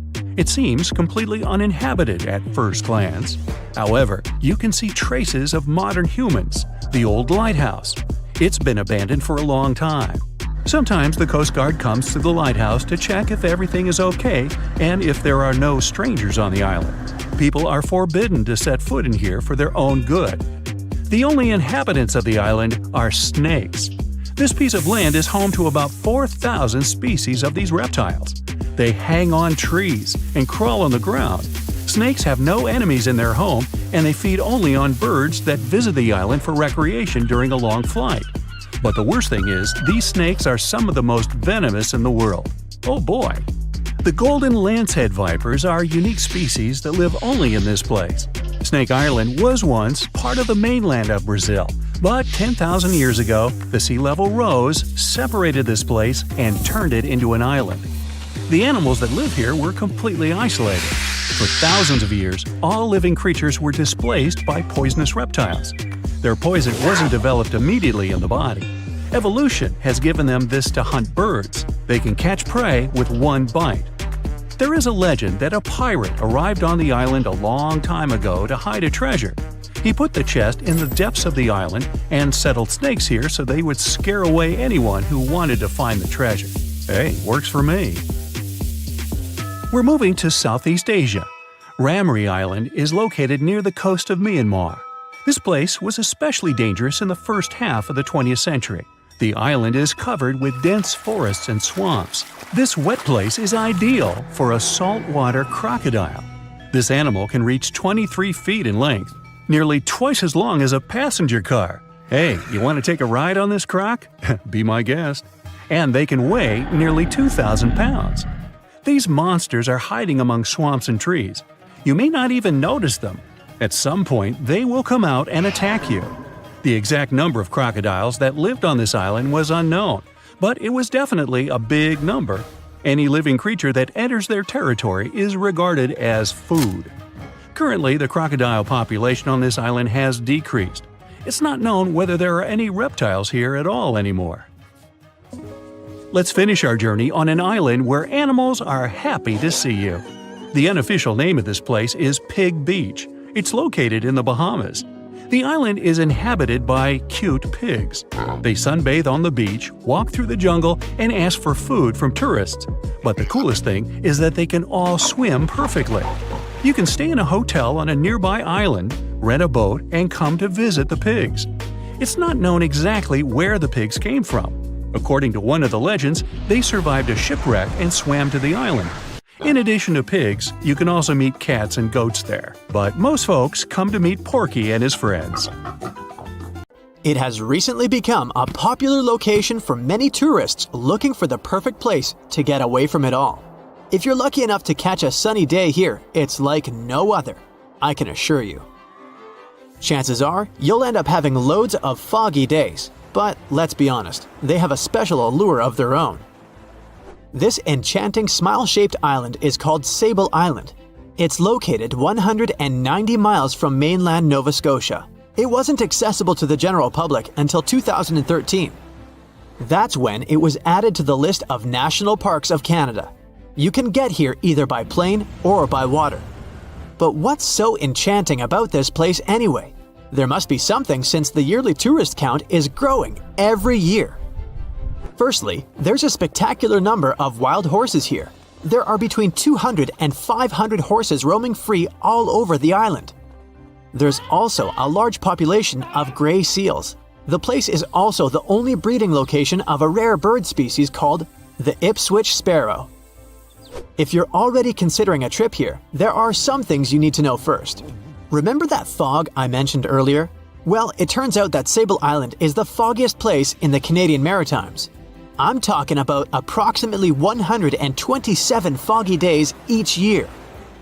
During such days, Sable Island literally disappears underneath a thick layer of fog. You won't be able to explore the place on your own either. The local regulations state that visitors need to travel within a group, and they also need to keep a 197-foot distance from the wildlife they can encounter here. As charming as this place may be, it holds a dark secret hidden beneath the sandy dunes, and it has nothing to do with beautiful creatures living here or the island's unique vegetation. Apart from being known from its horses and seals, Sable Island is infamous for an overwhelming number of shipwrecks. Over the years, about 350 ships have ended their lives here, on these sandbars. When survivors described their experiences, they usually mentioned harsh weather conditions near this mysterious island. The island also made its way into literature when it was described in a book called The Perfect Storm, which was written by Sebastian Junger and published in 1997. The book was so successful that it was later adapted for the big screen in 2000, with George Clooney playing the leading role. The first recorded shipwreck near Sable Island dates back to 1583. The boat was named the HMS Delight and was under the command of British adventurer and explorer Sir Humphrey Gilbert. Only 17 people managed to survive the catastrophe by escaping in a small boat. Records mention that they spent 7 days at sea before reaching the shores of Newfoundland. In 1884, another vessel named the Nicosia struggled in the thick fog as well. The ship was completely destroyed, but fortunately, all 18 crew members managed to survive. The captain's son was almost lost at sea when a lifeboat capsized when he was climbing into it. He somehow managed to stay underneath the lifeboat, which was completely submerged. When this lifeboat righted, he eventually emerged from the water and was rescued for the second time. The years between 1947 and 1999 were relatively quiet on the island. In 1999, though, a yacht called the Merrimack ran aground near the shore of the island at about 2 a.m. on July 27th. The 40-foot fiberglass boat had a crew of only 3 people. Natural gas exploration workers, who were luckily not far away, rescued them. The crew managed to fly safely to Halifax the next day. The owner of the Merrimack tried to recover his boat by hiring local fishermen. Unfortunately, this operation was unsuccessful, since only the fittings of the yacht were eventually saved. It took no more than 6 weeks for the sand and waves to crush and completely break up the hull of the Merrimack. So what is it about this place that's so dangerous for boats? Does it have anything to do with the weather? Or maybe there's other forces at play? The explanation turns out to be a bit more complex, and it wasn't easy to figure out, at least not way back in the 1500s. First of all, the island is located close to one of the world's richest fishing grounds. Since it's also near one of the major shipping routes between Europe and North America, hundreds of vessels sail past it each year. The likelihood of shipwreck increases when there are so many boats roaming around the area. Sable Island is also in the way of most of the storms that move up the Atlantic coast of North America. It's no surprise that boats often get hurtled straight onto the shores of this island. The weather has a lot to do with it too. During the summer season, the warm air from the Gulf Stream creates a dense fog as it merges with the cool air by the Labrador Current that passes by the island. Other currents don't help the matter. Sable Island is next to the meeting point of 3 major ocean currents: the Gulf Stream, the Labrador Current, and the Belle Isle Current. Since the 1950s, radars and other modern navigation tools have been used on commercial vessels as well. Up until then, the sextant was the main instrument used to figure out a ship's location. It doesn't mean that sextants weren't accurate, but this instrument couldn't work properly without a clear view of the sun or stars, which means it didn't help much in dense fog, such as the one surrounding Sable Island, or when it was cloudy. Often during bad weather, the captain of a ship navigated, relying on their experiences and intuition based on the ship's speed and direction. That's why most of the survivors in shipwrecks near Sable Island said that the captain had simply miscalculated the ship's position, crashing into Sable Island by accident. This dusty, sandy land is as unfriendly to ships as it is to trees. There's reportedly a single tree on the whole island, and it looks a lot more like a bush. It's actually a pine tree. And since the famous island horses don't see it as much of a food source, it somehow managed to survive. Reports say that the tree was planted back in the 1950s. Local authorities were trying to grow a forest on the island to make it a bit more welcoming. They've planted tens of thousands of trees over the years, more than 69,000 evergreens, 600 fruit trees, and about 55 pounds of pine seeds, along with other plants which could survive the conditions on the island. But they were no match for the extreme weather and sandy soil. Out of all those plants, just one pine tree is still alive. Thanks to its resistance, it has even become a symbol of Sable Island. Interestingly, for around 40 years, the island also had just one inhabitant. Can you imagine that? One person living on a remote island for so many decades? It's the story of a woman called Zoe Lucas. She chose to surround herself with the only residents on the island: the horses, the gray seals, and the many species of birds. An esteemed naturalist, she mentioned in an interview she gave back in 2017 that she was used to living on the island and that she never got lonely. To survive here, she had to put together an essentials kit. It included a notebook to take notes and a pair of binoculars to study the wildlife. You can safely assume she wasn't scared of the intimidating surroundings, since she decided to eventually call this place home. At first, Zoe wanted to set up camp on one end of the island, near some abandoned buildings. But eventually, she settled in a wooden house near a bunch of sand dunes. A Canadian institution called the Meteorological Service of Canada put together the simple construction back in the 1940s. Parks Canada operates the building these days. Zoe's work included gathering as much data on the local horse population as possible. It could help scientists better understand how they managed to adapt to the unfriendly environment. She also helped gather the debris that made it to the shore to help track pollution levels. Among all the rubbish that she collected, there was a refrigerator and a crate full of fresh peppers. Some other specialists eventually started working rotating shifts on Sable Island to offer the brave woman a little bit of company now and then. In Asia, there's a bridge that is way longer than you'd think should even be possible. The HZMB stretches 34 miles over open water, which makes it the longest sea bridge in the world. So if something this massive can make it across rough waters, why can't New Zealand just build a bridge between its two main islands? After all, we're talking about a distance of just 14 miles. And a bridge like that could seriously change life for both locals and tourists. People could just hop in a car and drive from Wellington to Picton. No more ferry hassles, no more drawn-out trips. Just one epic road journey with ocean views on both sides. So what's stopping them? Well, turns out, everything. I mean, building a bridge there is technically possible, but there are a couple reasons why experts are like, maybe not. Let's start with the obvious, the distance. The North Island and the South Island are separated by Cook Strait. Like I said, it's 14 miles wide at its narrowest point. That's not much, true. Plus, we've got the HZMB bridge, proving that, yep, it is technically possible to build a bridge over the sea to cover that distance. But we can't ignore the fact that New Zealand's geography is, well, a whole different ballgame. Cook Strait isn't exactly a calm, friendly stretch of water. It's deep, really deep. Parts of it drop to about 10,000 feet. That's like stacking 7 Empire State Buildings on top of each other. It's also a rough, moody stretch of ocean that loves tossing around ships like rubber ducks. In fact, quite a few have been wrecked in Cook Strait. And sadly, many lives were lost.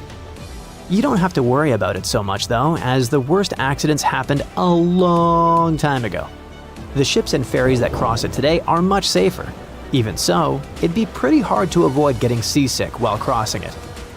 Things get even messier below the surface. The seafloor over there is uneven and unpredictable. What happens is that Cook Strait has opposing tides at each end, one where it meets the Tasman Sea and the other where it joins the Pacific Ocean. and they simply don't move together like you might expect. When the tide is high on one side, it's low on the other, and they're totally out of sync. So all that water rushes back and forth through the strait to balance things out, creating some really strong and messy currents in the middle. Then there's the weather. Cook Strait isn't just windy, it's probably one of the windiest places in the southern hemisphere. That's because it's located right in the middle of one of New Zealand's 3 big wind tunnels. Basically, there are places where the wind doesn't just come and go quickly. It sticks around, blowing hard for most of the year. And all of this happens because of something called the Roaring Forties. That's the name for the latitude band between 40 and 50 degrees south of the equator, where strong, persistent westerly winds are pretty common. Unlike the northern hemisphere, which has a lot of land at this latitude, the southern hemisphere is mostly ocean with just a few land masses, like New Zealand's South Island, Tasmania, and the southern tip of South America. So, these winds go wild because there's nothing to slow them down, and they just keep picking up speed. The gusts there can reach up to 150 miles per hour. So, imagine trying to cross a bridge in a car when the wind is actively pushing against you. That's not just unpleasant, it's super dangerous. Drivers can easily lose control of their cars with the wind pushing them sideways. And of course, that can lead to countless serious accidents. Now, let's talk about earthquakes. New Zealand sits right on the boundary of 2 massive tectonic plates, the Indo-Australian and Pacific plates. It's basically in the middle of a collision zone, and about 14,000 earthquakes happen in and around the country every year. Of those, only about 200 are big enough to be felt. Still, building a massive bridge under these conditions would require some serious genius-level engineering. With all that in mind, we can safely say that the whole bridge idea is off the table. But how about an underwater tunnel? Yep, that could work. It could be a great solution actually. No wind, no bad weather, and no earthquakes to deal with. There are a bunch of other advantages too. First, it would dramatically reduce travel time, cutting down the 3 to 4 hour sailing trip between the North and South Islands. That same journey would probably only take about 40 minutes. Then people wouldn't have to stress about all the ferry cancellations and delays because of bad weather. And most importantly, it's doable. I mean, look at the Channel Tunnel. It's an undersea tunnel connecting southern England and northern France. Japan did something similar with the Seikan Tunnel, which connects the islands of Honshu and Hokkaido. They are both huge projects, serving pretty much the same purpose. So why on earth isn't New Zealand already building this tunnel? Well, for the same reason we don't all live in luxury treehouses with personal robots. Money.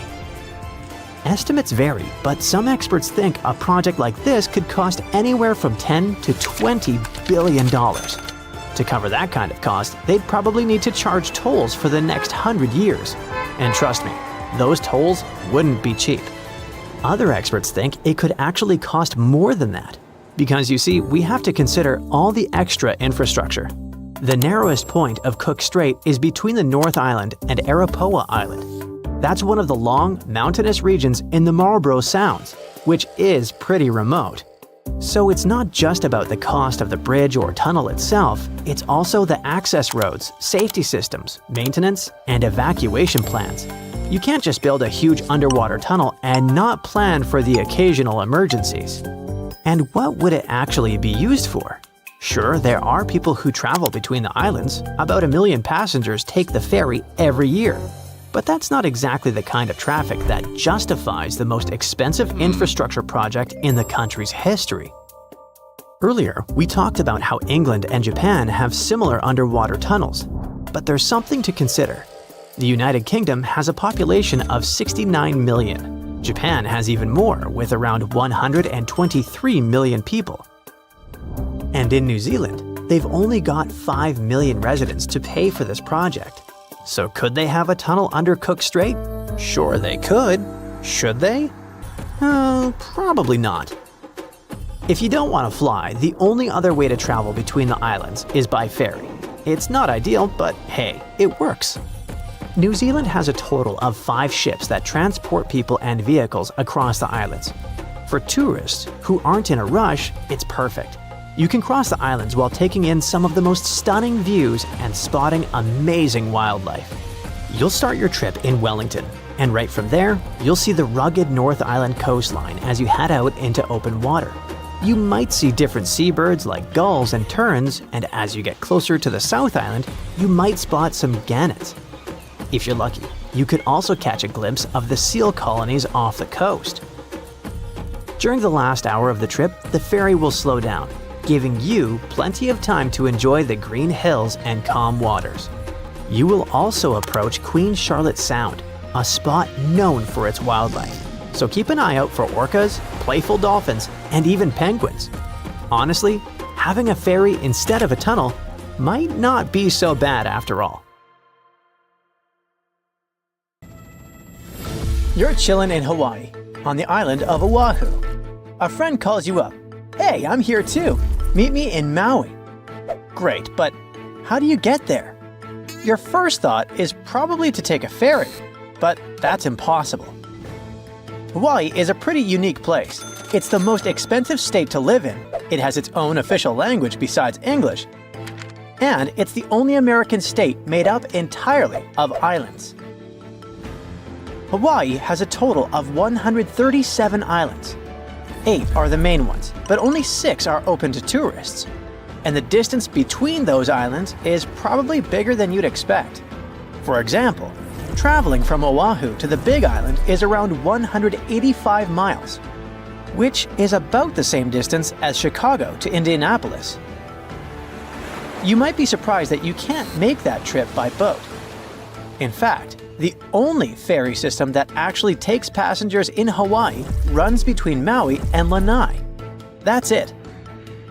So your only option is to travel between islands is by plane. Honestly, it's a little surprising, especially considering how many people visit Hawaii every year. Tourism pretty much drives their economy, and in the first 8 months of 2024 alone, over 6 million people visited its beautiful beaches. Knowing that, we would expect Hawaii to set up a good ferry system to make it easier for visitors to get around. Just like in Greece. This would probably boost tourism even more, bringing more money to the state. But believe me, authorities and private companies also know that. In fact, they've already tried it. Ferries were a big way of getting around in Hawaii from the 19th century up until the 1950s. Since then, there have been a few attempts to bring back a ferry service, but unfortunately, they have all failed. One of the biggest attempts was the Hawaii Super Ferry, which aimed to provide a fast, affordable boat service between islands. It could carry almost 900 passengers and even allow them to bring their own cars along. The trial run started in 2007, and people were excited, but it turned into a big fiasco. A bunch of legal and environmental issues came up, like concerns about the impact on marine life, especially whales. The courts decided the ferry didn't go through the proper environmental reviews, and that caused a lot of trouble. By 2009, after tons of protests and setbacks, they had to shut it down. If a project like this comes up again, it will probably fail one more time. And there are a few reasons why it's almost impossible to set up a regular ferry system there. Let's start by talking about Hawaii's rough waters. They are deep and wild. Take the Alenoiaha Channel, for example. It's a 30-mile stretch that separates Maui from the Big Island. Its name means Great Billow Smashing Channel, and it lives up to that. It's over 6,000 feet deep, making it one of the most dangerous stretches of water on Earth. The wind there is also super strong, the fastest in Hawaii's coastal waters. But it's not any easier in the rest of the archipelago.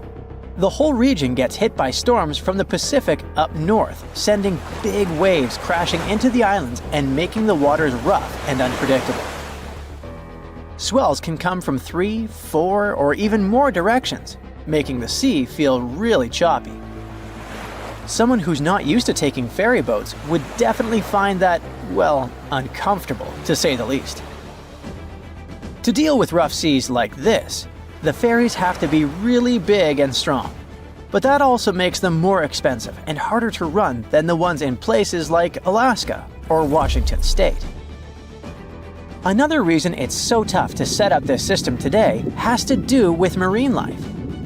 A big ship moving through the shallower waters when docking could really damage the local ecosystem. And there's also the problem that the sea routes are also the migration paths of many sea animals, like humpback whales and spinner dolphins. Not to mention, ferry services can make it easier to spread harmful plants and animals, what experts call invasive species.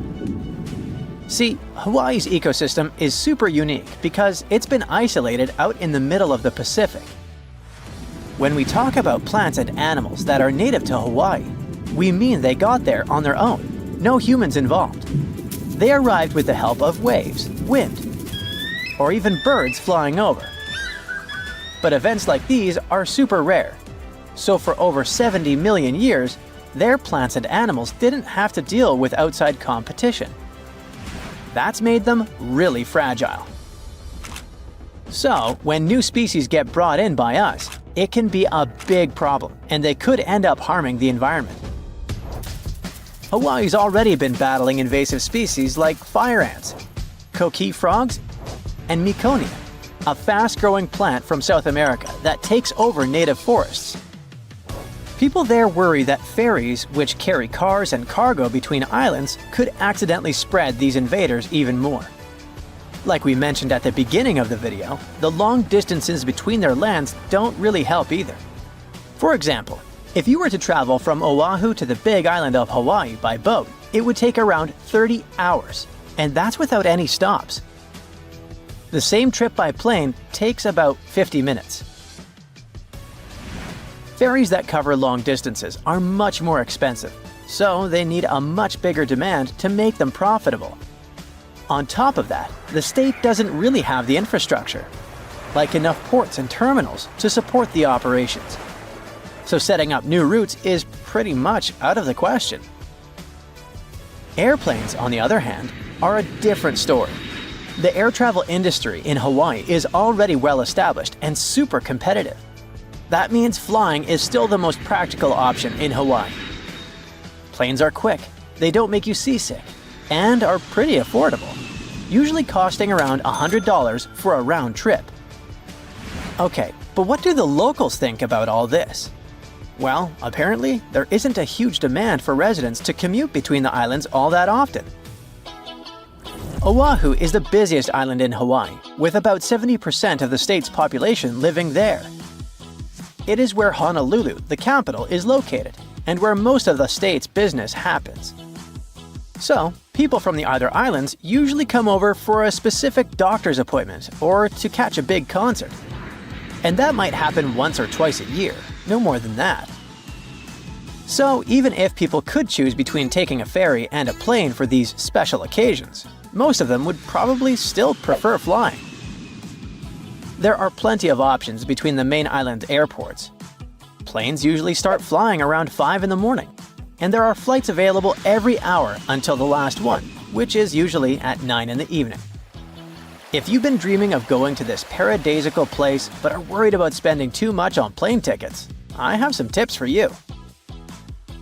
First off, keep in mind that visiting all the main islands in 5 days or less is way too ambitious. So, if you don't have much time to spend there, think about your priorities.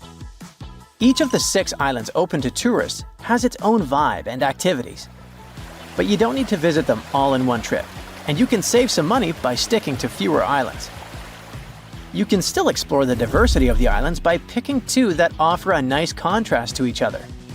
For example, while Oahu has that bustling city energy, Kauai has a much more relaxed vibe. Also, flights in the morning are usually cheaper, and it might be better to fly on a weekday rather than the weekend, although the price difference isn't usually huge.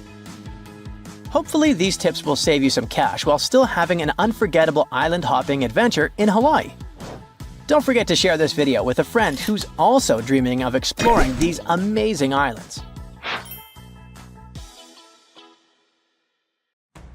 Sandy Island is a creepy landmass that appeared on world maps for nearly 200 years before vanishing into thin air.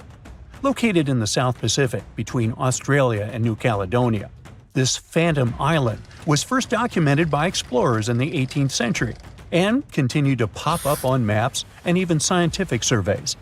But when a research ship sailed through its supposed coordinates in 2012, they found nothing but open water. They even measured the ocean depth at this spot, and it was always more than 4,000 feet deep, so there was no chance of a big piece of land could be hiding under the water. To make things even weirder, when you look up its exact coordinates on Google Earth, you'll still see a faint outline of what looks like a long, thin island, but with no landmass in sight. Theories about its disappearance talk about possible cartography errors, but the mystery of how a whole island fooled the world for centuries is still unsolved. Now, speaking of mysterious islands, let's dive into the enigma of Hashima Island. Located off the coast of Nagasaki, Japan, this small island was once a bustling coal mining facility, thriving with workers and families. But as the demand for coal declined, the island was abandoned in the 1970s, leaving behind a haunting ghost town. Today, Hashima stands eerily silent, with crumbling concrete buildings and overgrown vegetation. And if you are brave enough, you can do a virtual tour using Google Earth. But there are other places where digital maps won't let you see much, like the Ward Islands in Australia. If you search for its coordinates, you'll notice a bunch of blackout spots near the coast. This has led to all sorts of wild speculation online, sparking curiosity about what might be hidden beneath the surface. I mean, is it just a glitch, or could there really be some unusual wildlife down there? Well, we still don't have concrete answers for these obscured areas, but it is worth mentioning that this region is part of a wilderness protection area. This place is an important zone for the Australian sea lion and the New Zealand fur seal, for example. So, these blackout spots could be just part of a plan to keep everything private and protected out there. From creepy islands to abandoned places, if you ever find yourself driving through Rio de Janeiro, you might catch a glimpse of something unsettling: a group of creepy Santas, faded candy canes, and rusty slides surrounded by palm trees and dense greenery. This is Parque Aba Noel, an eerie, abandoned Christmas-themed amusement park in Brazil. The park's creator had big dreams, thinking it would become a massive, eclectic attraction with different themed areas. We're talking about a space the size of 460 football fields. Work started in 2000, but the place shut down a few years later after the creator tragically passed away in a car accident just meters from the park's entrance. Today, the attractions are slowly being taken over by rust. This totally feels like something out of a sci-fi movie, but those multicolored rings are actually right here on Earth, in Yellowstone National Park to be exact. At 370 feet in diameter, it is the largest hot spring in the United States and the third largest in the world. When you see it from above, the different colors come from various types of bacteria that act like real-life thermographic filters.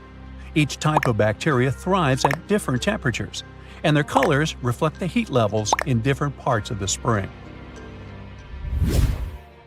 Our next stop is in Italy, where you can find the Villa de Vecchi, also known as the Red House or the Ghost Mansion. For every ghost mansion, there's an urban legend behind it. Now, while nothing we're about to say is confirmed, the tale is still pretty interesting and downright bizarre. Built in the mid-19th century by Count Felix de Vecchi, this once grand summer residence quickly became the site of tragedy. The Count's wife passed away under mysterious circumstances, and his daughter disappeared, never to be seen again. Devastated, the Count is said to have spent his remaining days searching for answers.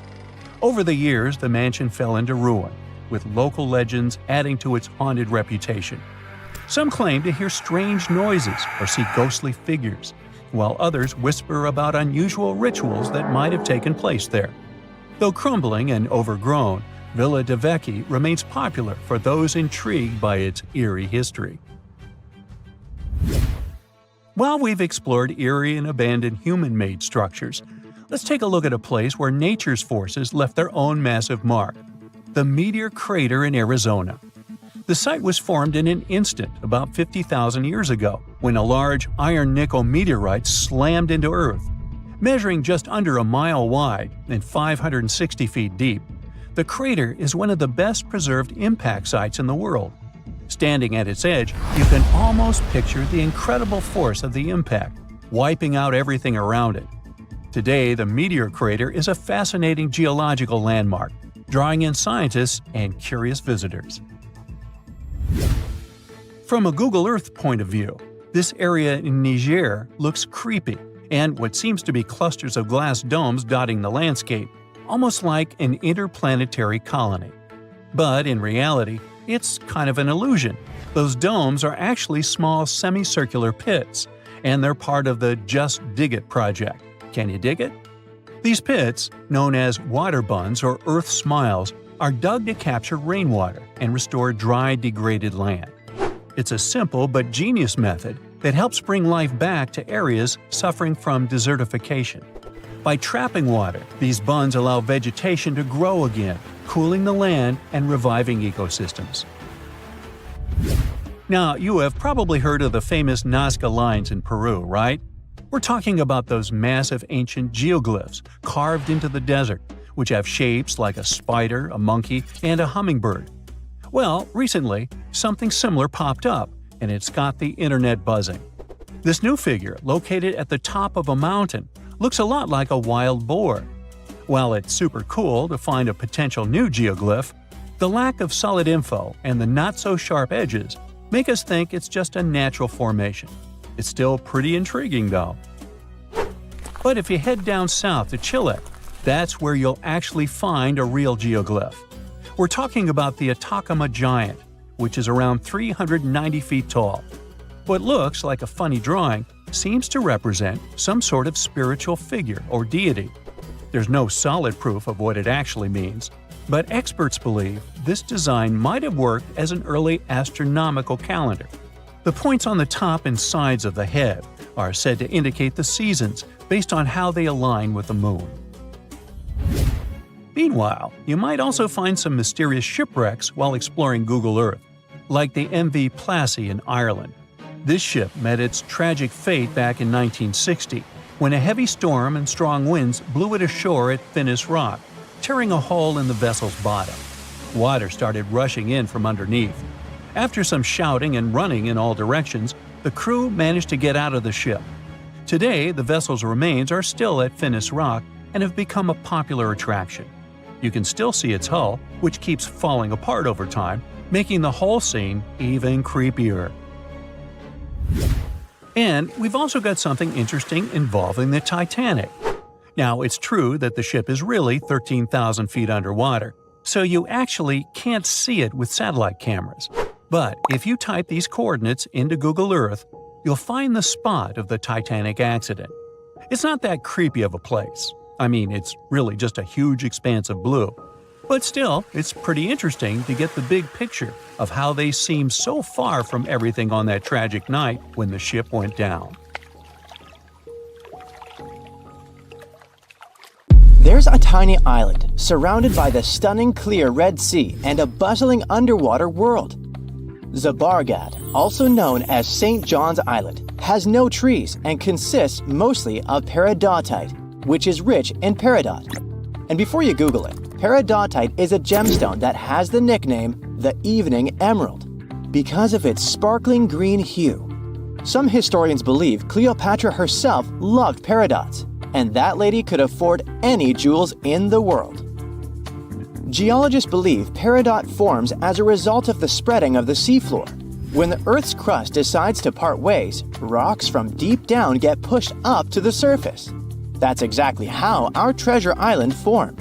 The African and the Asiatic continental plates bumped into each other, and rocks in the lower crust went above sea level. Peridot also comes from meteorites that have crashed into Earth, but that's really rare. Its color ranges from a brown-green color to yellowish green to pure green. Yellowish green is the most common shade you'll see in jewelry. This color is possible thanks to a good amount of iron in the stone. The deposits of this beauty are spread all across the world, from Vietnam to Arizona and Hawaii, Tanzania, South Africa, Sri Lanka, and Norway. And then, of course, there's Zabargad. So, this place is geologically unique as it's an island built of uplifted mantle, and it's also the oldest and longest known source of peridots in the world. The first people came here for the gemstones many centuries ago. Famous Roman philosopher Pliny the Elder mentioned in his writings that pirates had discovered Zabargad's treasures in the year 500 before the current era. The beautiful green rocks made their way to Queen Bernice of the Roman Empire. They came from the ancient trading port Berenike on the edge of Egypt's eastern desert. When the city fell in the 6th century, all work stopped, and the island with all its treasures stood alone for hundreds of years. In the 19th century, British explorers found the beautiful green island in the Red Sea and figured out it was the one described by Pliny the Elder a long time ago. Turkey did some mining here in the 20th century. Over just 4 years, they managed to collect over $2 million in peridots. They sent the gemstones to France for cutting. The work conditions on the island were nothing like a tropical fairy tale you could imagine. There was no drinking water for workers, so they had to install a gas-powered water condenser. Now, this territory belongs to the Elba National Park System. Most people come here to see the underwater beauties of the reefs, but if you look above the water, you can still see some beautiful sparkling peridots. If Christmas Island in Australia is on your travel list, plan the trip wisely. If you end up there in October or November when the wet season begins, you won't be able to enjoy a walk around. Red crabs cover the whole island like a blanket. And it's not one of those fluffy blankets you want to wrap yourself into. Over 100 million crabs are on a mission to reach the shore alive, marking a crucial phase in their life cycle. For the majority of the year, these red crabs reside in burrows and rock crevices. They have fruits, berries, fallen leaves, and various organic matter to keep them going. But when the dry season is over and the moon is in a specific phase, they know it's time to go. When they reach the coast of the Indian Ocean after several days of migration, they create deep burrows where females will eventually hatch their eggs.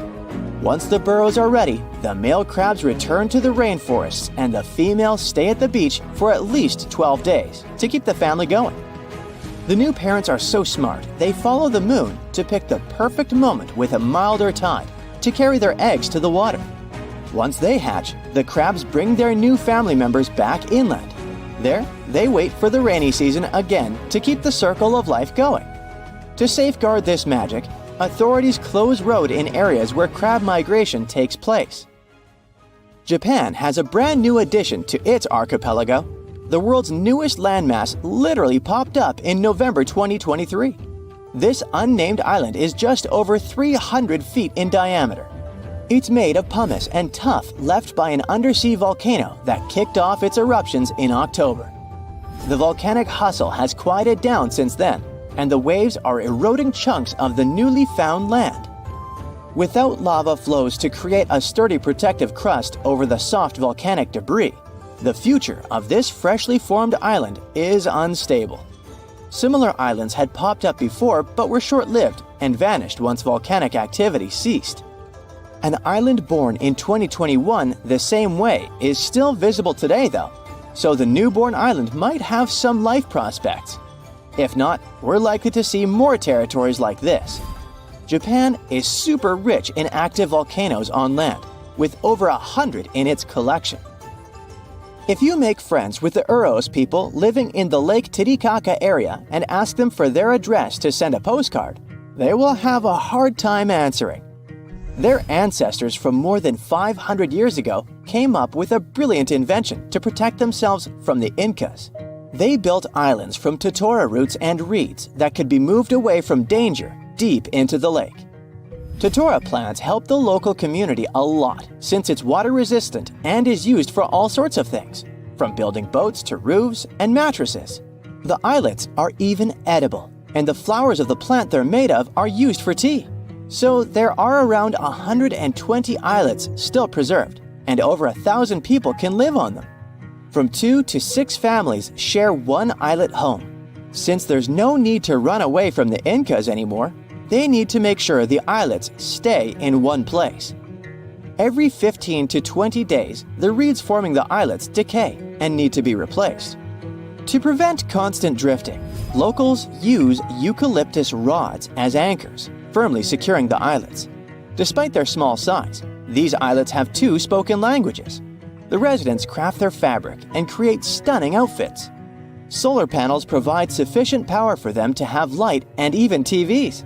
The main islet has a radio station, and the locals have embraced tourism. You can make a reservation online and experience the floating life yourself. Some islands pop out of nowhere, and others disappear without a trace. One of the most famous so-called phantom islands is High Brazil off the coast of Ireland. Before you ask, no, it doesn't have anything to do with Brazil. High is a variation of I, which means island, and Brazil comes from the root bres, meaning mighty, great, beautiful in Irish, and it gave the name to one of the local deities. This tiny mist-covered island was first mapped in 1325, but later attempts to pinpoint its exact location didn't come to one result. So, legend has it that the island appears only once in 7 years, and even those who claim to have seen it say they had just sailed right through it without bumping into any land. Captain John Nisbet shared the story of how he had not only spotted High Brazil, but got stranded on it with his crew. According to him, the island boasted a castle and was mostly uninhabited. There was even an encounter with an ancient grave gentleman who shared the island's ancient history over a lavish feast. In the late 15th century, a series of expeditions set sail from Bristol to find the famous island. All attempts failed, and High Brazil disappeared from the maps in 1865. We might never find out if it was there in the first place, but it's a beautiful story anyway. Even in 2023, you can still find places where modern humans have never been. Imagine living on one of such isolated islands. You wouldn't know about modern civilization or have seen a person from the outside world. One such island is located in the Bay of Bengal in India. It's called North Sentinel Island, and getting there is strictly forbidden by law since the mid-20th century. Even if you try to reach there, the Indian Coast Guard won't allow it. But that's not the only hurdle you'll face. Say you have decided to reach this island in a small boat. The water is crystal clear, and you can see all sorts of fish swimming around as well as some gorgeous coral reefs. And then you see the island in the distance. It looks like a dream come true. But before you can even think about getting any closer, you notice some dots on the shore. Suddenly, something whizzes past you and lands in the water.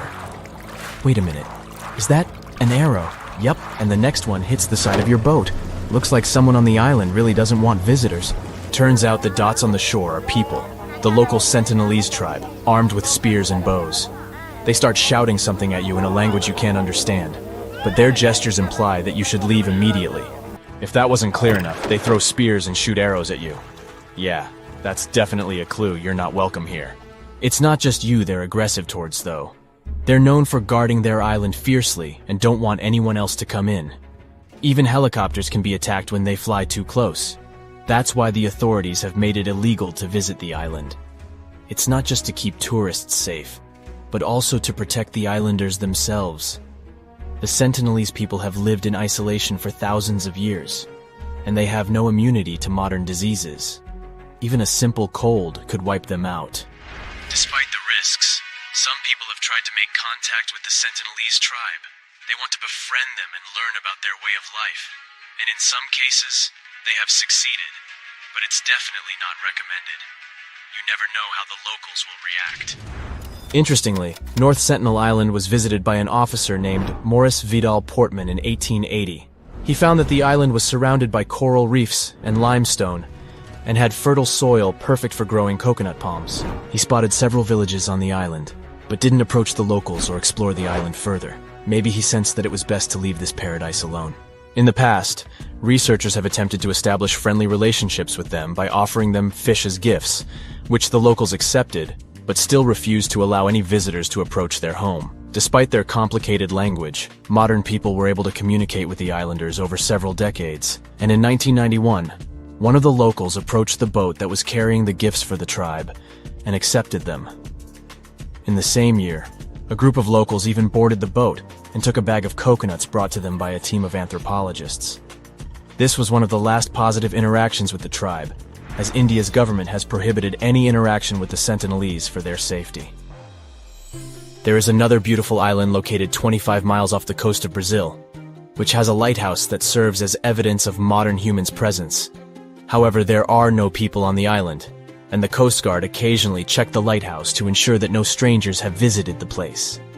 People are not allowed to visit this island for their own good since it can be dangerous. So, what's wrong with Snake Island? The name will give you a hint. It's got like 4,000 snakes all over the place. Basically, one every 10 square feet. They slither on the ground and hang from the trees. And these are not just any snakes, but some of the most venomous in the world. They're called golden lanceheads, and they only live on this island. The snakes are so savage that they specialize on hunting birds that come here to rest during their long flights. The island used to be connected to Brazil, but it got separated by the sea about 10,000 years ago, and since then these snakes have ruled the roost. They're the kings of the island, and they have no predators to fear, but they don't have a lot of food options either, so they evolved to have super venomous bites to take down their prey easily. Anyway, enough about snakes. Let me tell you about another creepy island in Mexico. It is located in one of the canals in the area called Xochimilco, just 11 miles away from Mexico City. It's not forbidden to visit or anything, but it's pretty scary anyway. So have you heard of the Island of the Dolls? It's a creepy place filled with dolls hanging from trees and buildings. A guy in the 50s moved here alone from Mexico City and started hanging them up, and continued to do so for decades, making the place look like a haunted doll graveyard. But wait, it gets even creepier. The dolls have deteriorated over time, covered in moss and turned green. Some say they come to life at night. If that doesn't give you the heebie-jeebies, I don't know what will. Now let me tell you about Bouvet Island, one of the most mysterious places on Earth. It's located in the South Atlantic Ocean, 1,600 miles away from South Africa and 1,100 miles from Antarctica. It's super difficult to reach, and normally you can only do so from large ships passing by. The island is almost entirely covered by a glacier, and at its center, there is a volcanic crater. The only inhabitants of this place are penguins and seals. It's a perfect location for someone who wants to be alone, away from civilization. It was discovered in 1739 by a French explorer, but they didn't write down the location, so for almost 70 years nobody knew where it was. In the early 19th century, it was rediscovered, but it wasn't until 1927 that someone actually set foot on its shores. Fast forward to the mid-20th century, and some people decide to build a weather station there. When they arrived, they found something super weird, an empty lifeboat just chilling in a lagoon with a bunch of seals. It was in good shape, and there were oars and a buoyancy tank nearby. There weren't any markings or signs of who it belonged to, but it seemed like whoever had been on it had escaped from a wrecked ship. Strange thing though, there were no footprints or signs of people on the island, so where did the sailors go? Nobody knows. Let's finish with a completely safe and cute island in the Bahamas called Pig Beach. It's not the official name of the place, but everyone calls it this way because the island is home to lots of pigs. They spend their days swimming, sunbathing on the beach, exploring the jungle, and begging tourists for food. What's really cool is that you can stay at a hotel on a nearby island and take a boat to visit the pigs.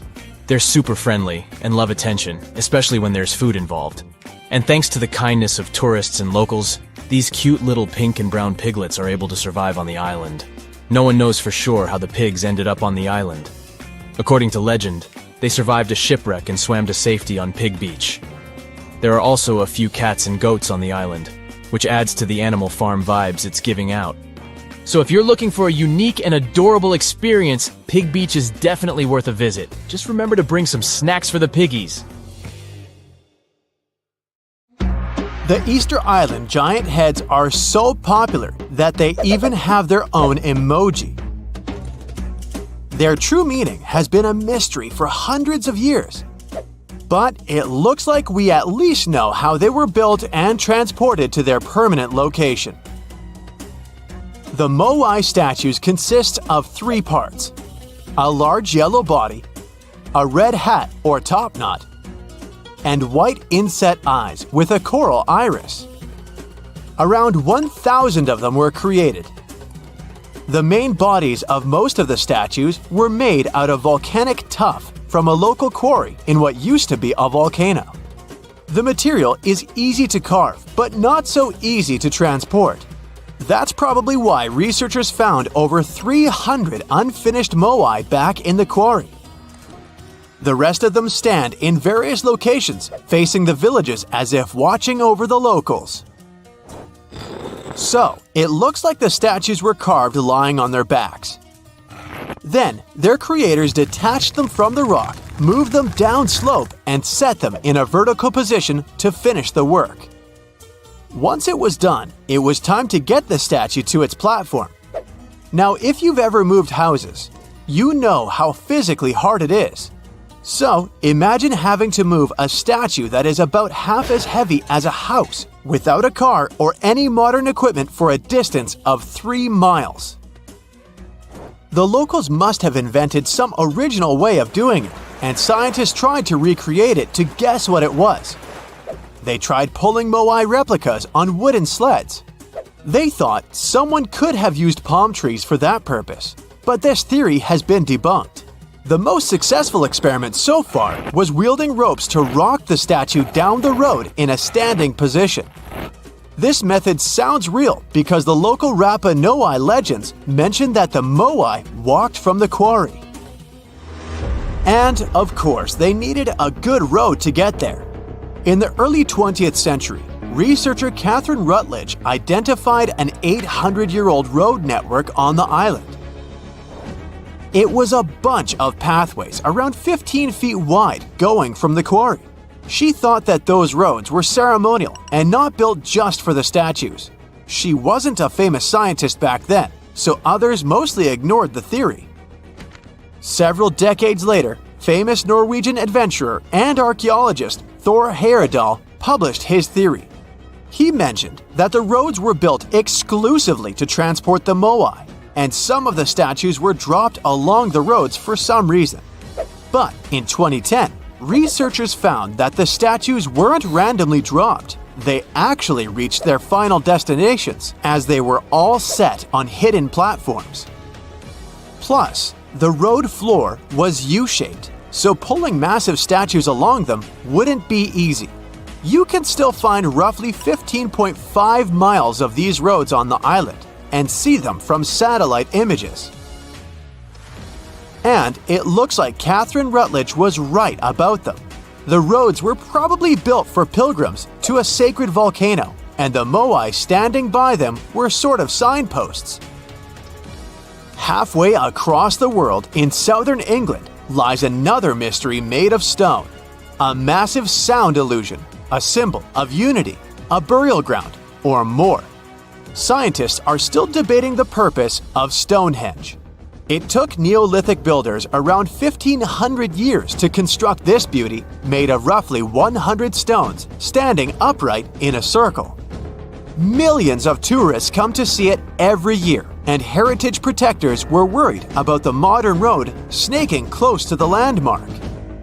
That modern road is now sunk into the ground below the grass level. And even though archaeologists assumed they could find an older road under it, they didn't have any high hopes. But when they took off a layer of asphalt, they noticed 2 parallel ditches that were nearly perpendicular to the road. The ditches connected the shortened sections of the avenue.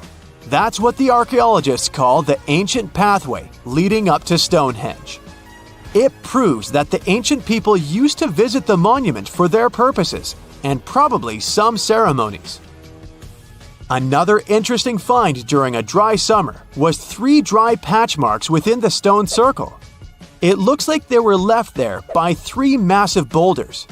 So Stonehenge could have been a full circle once. In 2021, archaeologists found a Roman road submerged in the Venetian lagoon. The fact that it runs there on the bottom for nearly 4,000 feet is proof that the Romans were here before sea levels rose and flooded the area. It supports the theory that there was an important settlement here centuries before Venice was founded at the spot in the 5th century CE. The ancient Romans were great at many things, and one of them was building roads. And it looks like they weren't afraid to work on the trickiest terrain. Scans have shown that the ancient road was built right on the beach, and it requires some serious skills. Imagine a village from over 1,000 years ago frozen in time. There's still half-eaten food on the tables and personal things left in a rush. It's all preserved so well because it's covered by volcanic ash. Researchers found this village in 2011 in modern-day El Salvador. They believe there was a mass celebration in a Maya village called Seren over 1,400 years ago. The whole village was there, preparing the main temple for a ritual when a nearby volcano erupted. The 200-plus residents had no time to rush back to their homes. To save their lives, they had to flee the plaza and run south on a raised road called Sacbe. They managed to escape from the plumes of volcanic ash. In addition to being a superhero and saving all the people, the road had another cool feature. All Sacbe roads had an outer layer of stones, but this one was made of ash. Ironic, isn't it? It proves that the Maya people didn't only use stones to build their roads. Archaeologists discovered several coins in Jerusalem when they were excavating an old street. When they saw the minting dates, they realized the road was built when Pontius Pilate was the Roman governor of Judea. Since he was the local ruler, it's almost clear that he gave the order to build the road. The pilgrims most likely used this road to reach the Temple Mount for worship. The pathway, which was laid with over 10,000 tons of limestone, was almost as broad as a London bus is long. It had been there for 2,000 years. It's not common that you find such a luxurious road, and it's not clear why a Roman governor would spend so much money on the road. It was probably his attempt to make the city's population like him. Plus, it was a great way to show he had both money and influence. The Old North Trail is an ancient highway that the inhabitants of North America used for 10,000 years. First on foot, then with dogs, and finally with horses. The first travelers moved around the continent down its paths for thousands of miles long before the first Europeans arrived, and even during the last ice age. They used it to carry trade goods, visit relatives, find a mate, or just explore. Researchers keep finding evidence that the stories and legends of the Blackfoot Indians about this trail are real. And it could be even the road that served one of the most massive human migrations. The people who crossed from Asia on the Bering Land Bridge about 15,000 years ago and settled in North America might have used the ice-free corridor along the Rockies, which later became a part of the trail. The Nakasendo Highway was built in the 17th century during the Edo period of Japanese history to link Kyoto and Tokyo. The 310-mile-long road runs across mountain ranges and down onto the plain. It was one of the 5 main roads used by the feudal lords and their families to travel to the capital. There were 69 post stations on the route where travelers could stay overnight. The road was built for horses and pedestrians, as the Japanese didn't use carts. You can still walk parts of the route. Now, all the islands can be easily tracked by coordinates, but it's not the case with these Peruvian islands. These floating islands occupy a corner of Lake Titicaca, the world's most navigable lake. The cool thing about Uros Islands is that these islets are human-made. They were built by layering totora roots and reeds. Totora is water-resistant, and it can be used for making boats, roofs, mattresses, and more. Also, these islets are kind of edible. You heard me right. The plant the islands are made of can be eaten, and its flowers can be used to make tea. Now, there's a serious downside though. Every 15 to 20 days, the reeds composing the islets rot, so they need to be replaced with new ones. And it's an endless cycle of work and repair. As it's human-made, it's more of a boat than an island. Plus, the Titicaca waters can be pretty turbulent, so the locals needed to find a way to stop the islands from constantly drifting away. To do that, they stick eucalyptus rods into the bottom of the lake, and these rods serve as anchors. Now, despite the tininess of these islets, there are two languages spoken in this territory, this one and that one, neither of which I can speak, hence the subtitles. Also, people living there are pretty self-sufficient. They can even weave their own fabric and make stunning outfits out of them. Forget about mass-market clothes. Today, Euros Islands are quite modern. There are solar panels to give just enough power for light and even TVs. There's a radio station on the main island, and the best part is that the locals even rent lodges to tourists. Yep, you can book everything online. Ever since ancient times, people have always been looking for the secrets of longevity. It turns out that there's actually a conveyor belt of centenarians. Not a conveyor belt for sure, but rather a geographic area famous for its inhabitants beating all the longevity records. So let's go on a trip to Okinawa. No visa and tickets are required, plus you won't get jet lag. So Okinawa has a nickname, the Hawaii of Japan, but we need to differentiate two concepts here. The Okinawa Prefecture, which is made up of more than 160 islands, and the main island, which is also called Okinawa. By the way, if you ever want to get to this island or any neighboring ones, you'll need to hop on a ferry. For those people who dislike winter, Okinawa is the perfect destination for you. Even in its colder months, the temperatures there can reach 68 degrees Fahrenheit. Yep, and ocean water is also pretty inviting. In addition to perfect weather conditions, they also seem to have a perfect diet in that archipelago. The thing is, this place is a melting pot of cuisines. There's a strong Chinese influence here, so you'll easily find Chinese delicacies on any menu. If you're more into noodles, then you can treat yourself to soba noodles. Taco rice is also popular there, and they have their particular type of seaweed, the sea grapes. They say it's the rich diet in tofu, yam, and seaweed that makes people in this area live longer than average. Now, there's already enough to make you want to visit this awesome place, but here are some more cool facts about Okinawa. For one, the first cherry blossoms can be found here. It's already possible to see the first petals in mid-January. And this locale is the birthplace of karate. So, chop chop, off we go to the next destination. This is a football field. Let's cut it in two halves. Look at one of the resulting halves. Now, imagine 100 people living there. They say Hong Kong is the busiest place on our planet, but Magingo Island seems to be no less busy than that. Different sources provide different information. Some of them say that there are 131 inhabitants, while others claim there are about 500 of them. Let's stick to the less shocking figure, but 131 inhabitants for half an acre is still mind-boggling. By the way, it's not the most peculiar thing about this island.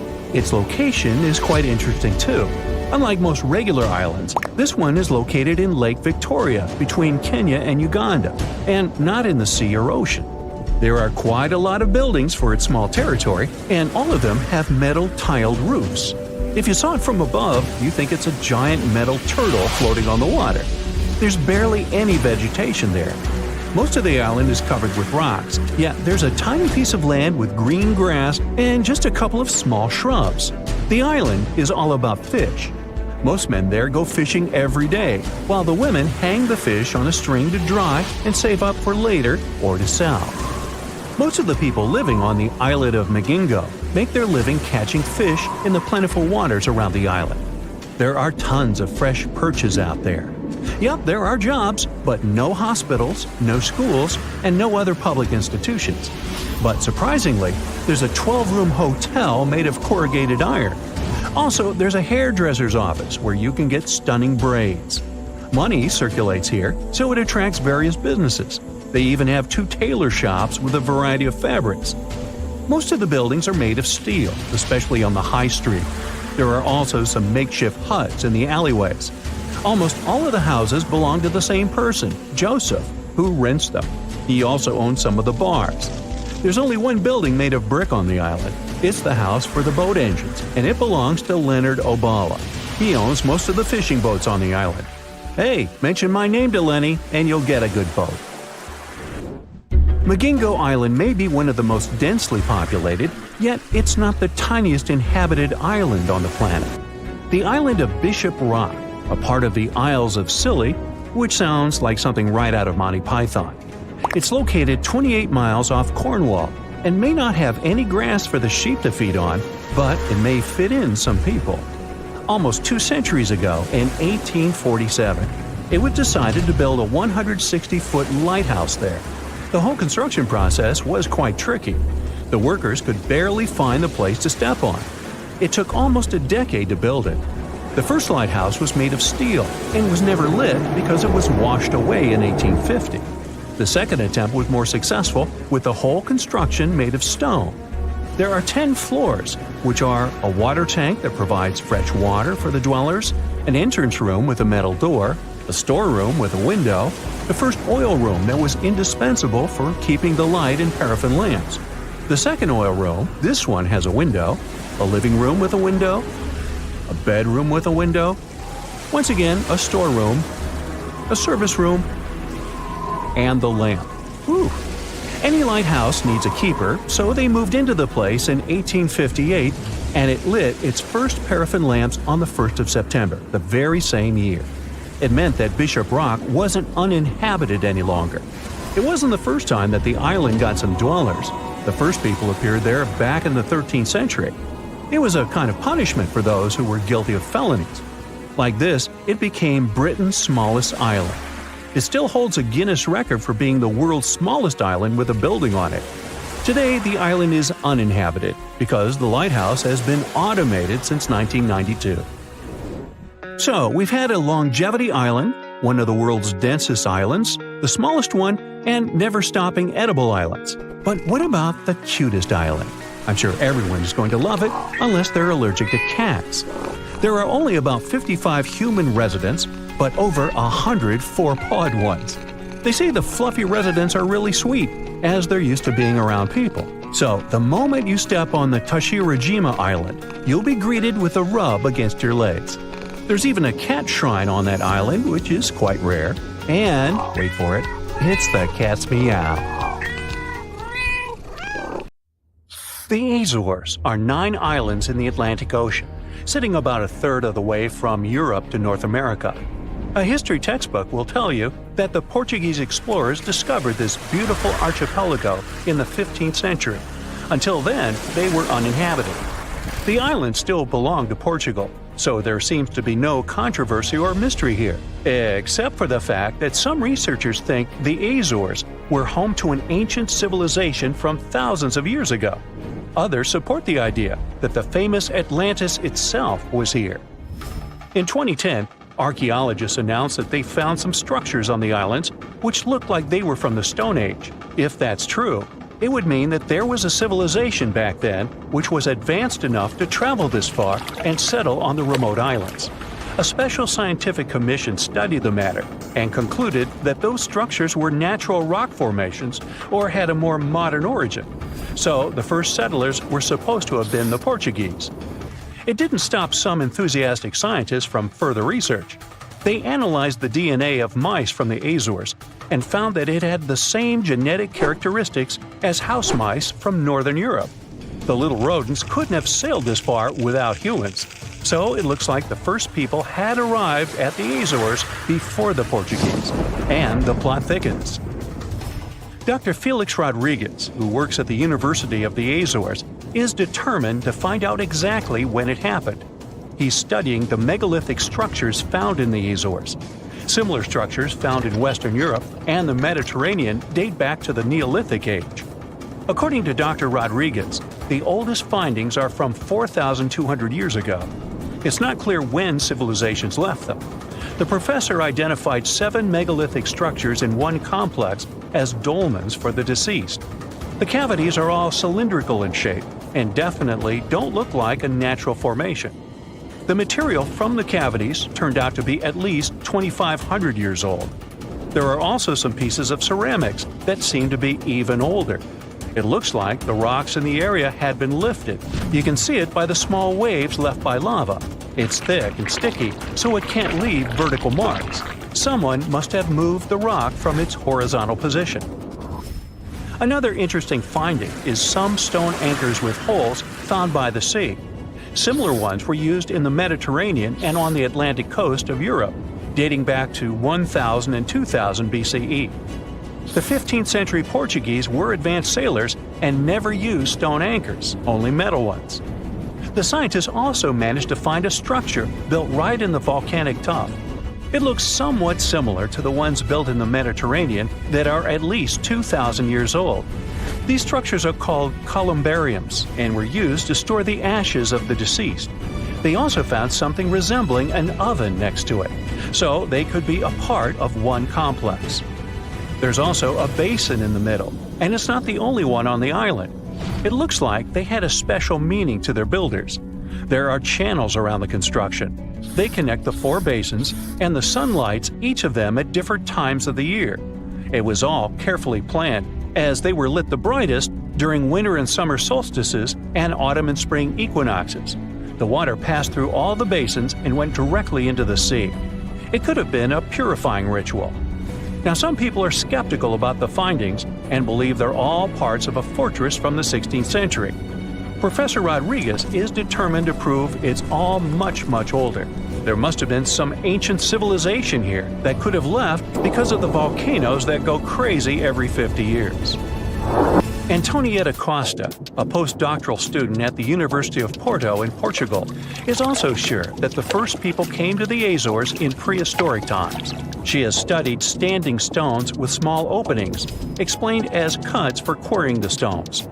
Costa believes they are part of a calendar system. She noticed that none of the slits in the rocks were aligned with the cardinal east direction. The slits closest to it are smaller than the ones facing other directions, so it can't be just a coincidence. It also looks like the slits are aligned with the solstices, and that's what makes Costa think it could be a calendar. She also thinks the inscriptions left on slabs of bedrock on the islands are much like those maps that were left on the rocks during the Stone Age in mainland Europe. Another interesting theory about the Azores is that it could have been the location of the famous Atlantis, which was lost under the sea. Since the Azores archipelago is in the middle of an ocean, it could technically be a perfect place for that. A 20th century scholar quoted Plato to prove this theory was right. The Greek philosopher suggested that Atlantis was in between the continents. The coins and sculptures supposedly found in the Azores when the Portuguese just arrived also point that there was someone else present there. And way more recently, in 2013, a sailor found a huge structure looking like a pyramid off the Azores coast. It was most likely a large submarine volcano, but it's much cooler to think it was some big deal in Atlantis, right? Peru has its own mystery. Amid the desert, you can find some eerie marks called the Nazca lines. They're known as geoglyphs and were created more than 2,000 years ago by the people of the Nazca culture. Thanks to a dry climate and strong winds in the desert, most of the Nazca lines have reached our day. To create them, Nazca people removed the top layer of the pebbles and revealed the soil beneath the ground. The color of the soil changes from reddish-brown to yellowish-gray, so the lines always look different. Most of the geoglyphs depict plants and animals. You can clearly see a monkey, a whale, a condor, a hummingbird, a spider, various flowers, trees, and other plants. There are also some geometric shapes, such as triangles, trapezoids, and spirals. Since they were discovered in the 1920s, scientists have offered different explanations for the lines. Some say that in Nazca culture, people ascribe special significance to these motifs, so they probably created these shapes for deities in the sky to see.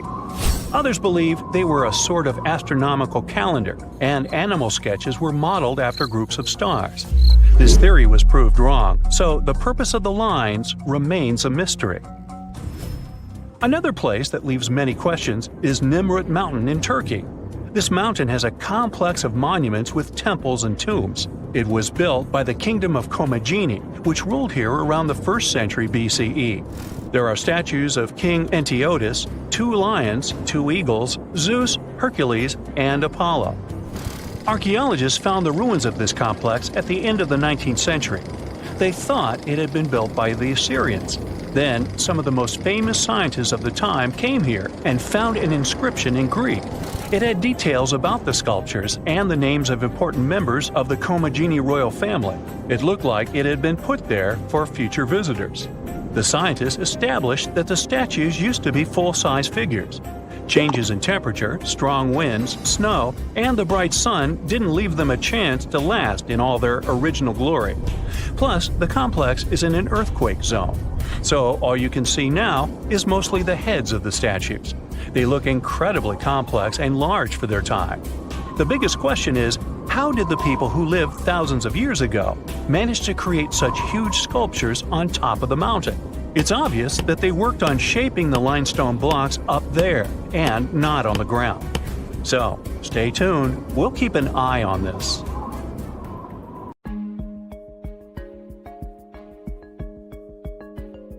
Welcome to Starbuck Island in the middle of the Pacific near French Polynesia. Even if the name brings to mind a strong coffee smell, you will find no frappuccino there. The island is uninhabited. It's also pretty tiny, just 5.5 miles east to west and about 2 miles north to south. The island is so small, New York City could fit in 18 such islands. Seems like there can be 0 interesting things, but Google Maps have something to surprise you. A couple of months ago, there was a viral TikTok video about a weird saucer-shaped object found on Google Maps on Starbuck Island. The video racked up over 5 million views in 2 days. The creepiest part is that there's a long streak traversing almost the whole island. It looks as if someone had to brake with all their might, but failed, and it resulted in a crash of that saucer-looking vehicle. Could that be another possible proof that we aren't alone in the universe, and someone tried to visit us and couldn't drive very well? All these speculations are blood-chilling, and the users believe no one knew the true story behind those traces and the saucer. Little did they know that back in 2009, a group of explorers visited the deserted island. They made a couple of videos that were uploaded to the net. Thing is, the island didn't used to be that deserted. In the 19th century, Starbuck Island was used for guano mining. A tiny clarification here. Guano is bird and bat droppings. Yeah, droppings mining doesn't sound quite convincing, but guano is rich in phosphates, and phosphates have a lot of uses and can be used as fertilizers. So, since there were some people on that island, they had to construct a sort of temporary settlement, which they did. Now, back to Google Maps. Do you see that angle? Right. The satellite picture can be compared to the pictures and videos made in 2009 by the explorers. Another point proving that this weird object has a terrestrial origin is that there are some trees on the island, which is bizarre. These trees aren't native to coral limestone terrain, and they were definitely planted by people. Mystery solved. The saucer-shaped object is not an extraterrestrial vehicle, but what remains from a settlement. And the traces stretched out across the island? Who knows? But it's definitely nothing out of this world. Another TikTok user claimed they saw zombies on Google Maps. Let's see if this one is true. First off, the video scared over 1 million people who watched it. This TikTok starts with a view from afar, and as the user zooms in, we understand we're in Finland. Then we see an inscription. Alright, I surrender. Finnish viewers, help me out here. The next thing we see is a low-quality Google Street View image, and that shot sends shivers down my spine. It looks like a mass gathering of people, but they don't look quite alive. The image looks foggy and bewildering. Are these real zombies?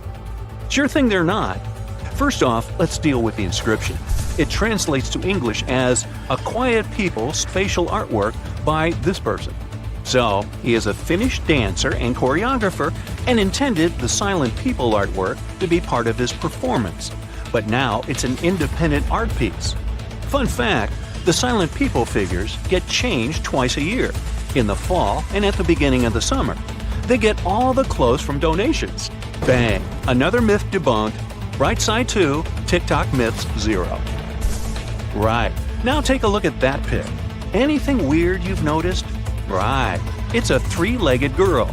The satellite picture was taken in Croatia, but there's nothing to worry about. These are nothing but Google Maps issues. Thing is, the technology used for Google Maps purposes has a curious algorithm. Each object gets photographed several times, and then the resulting photos are stitched together to achieve the most accurate image.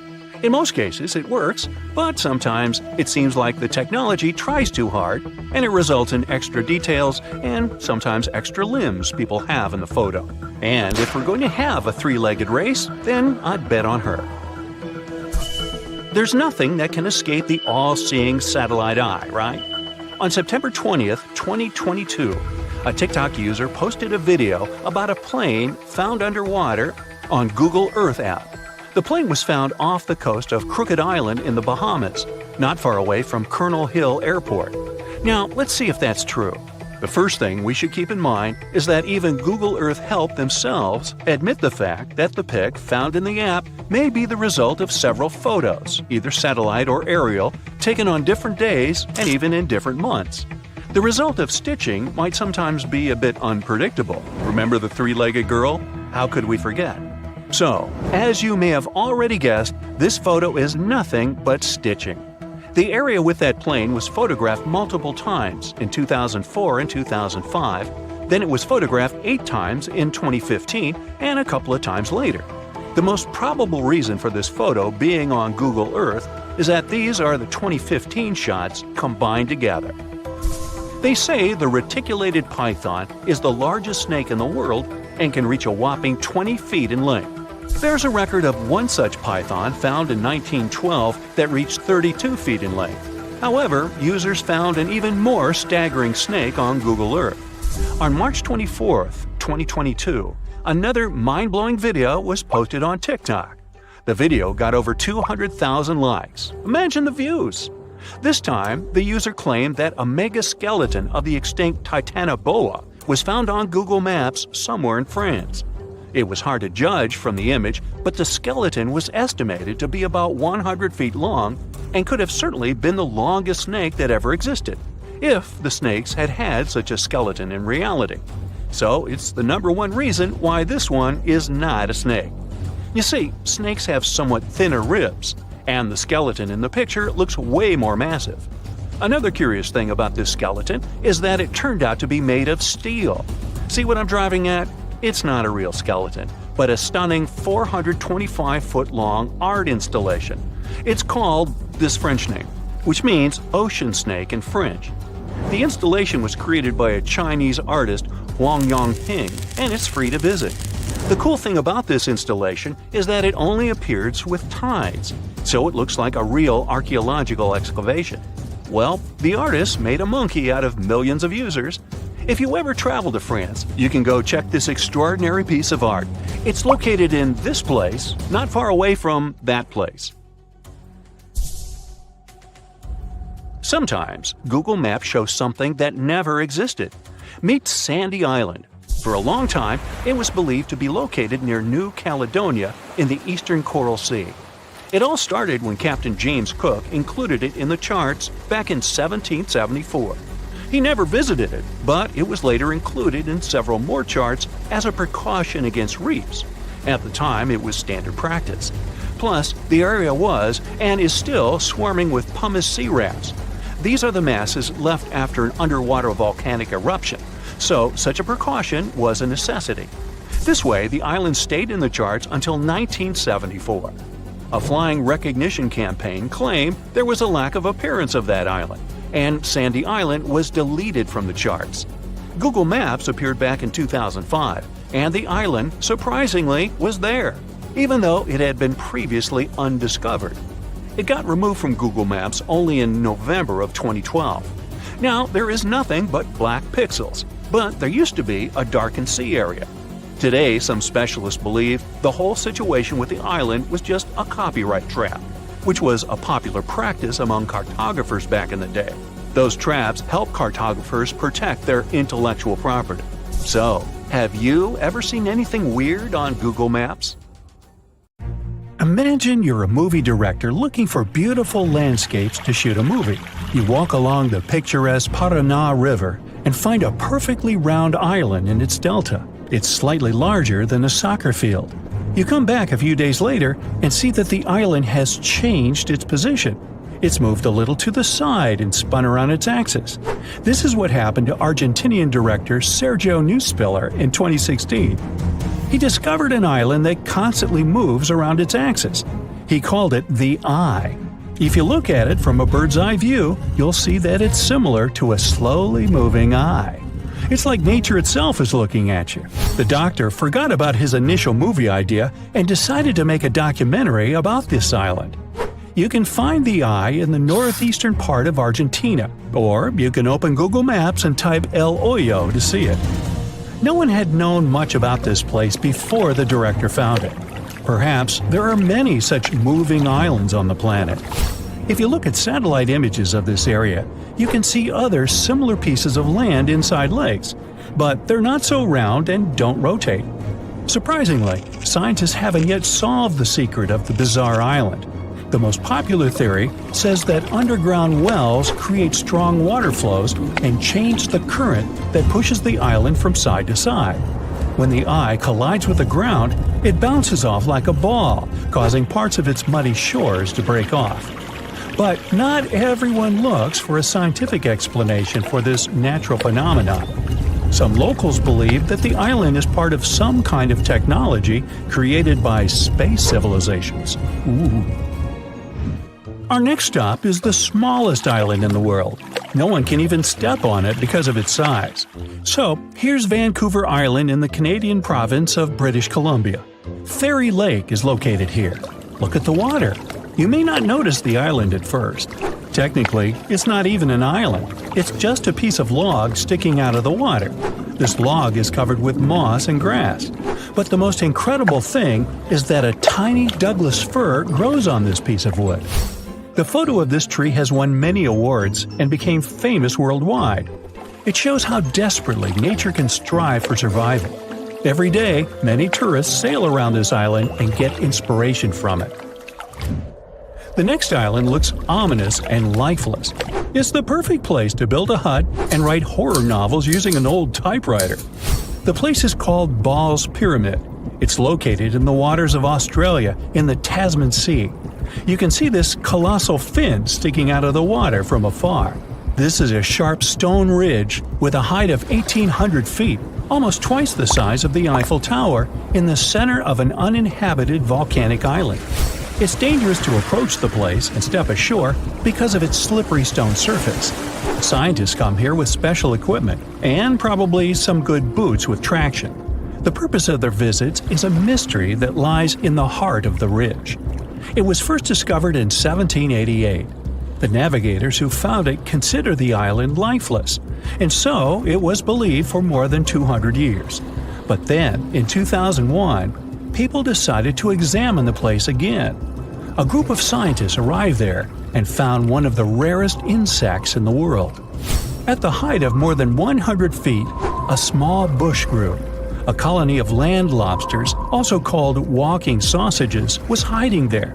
These are critters from the family of stick insects. They look pretty creepy, since each of them is about 6 inches in size, which is the average size of a sausage.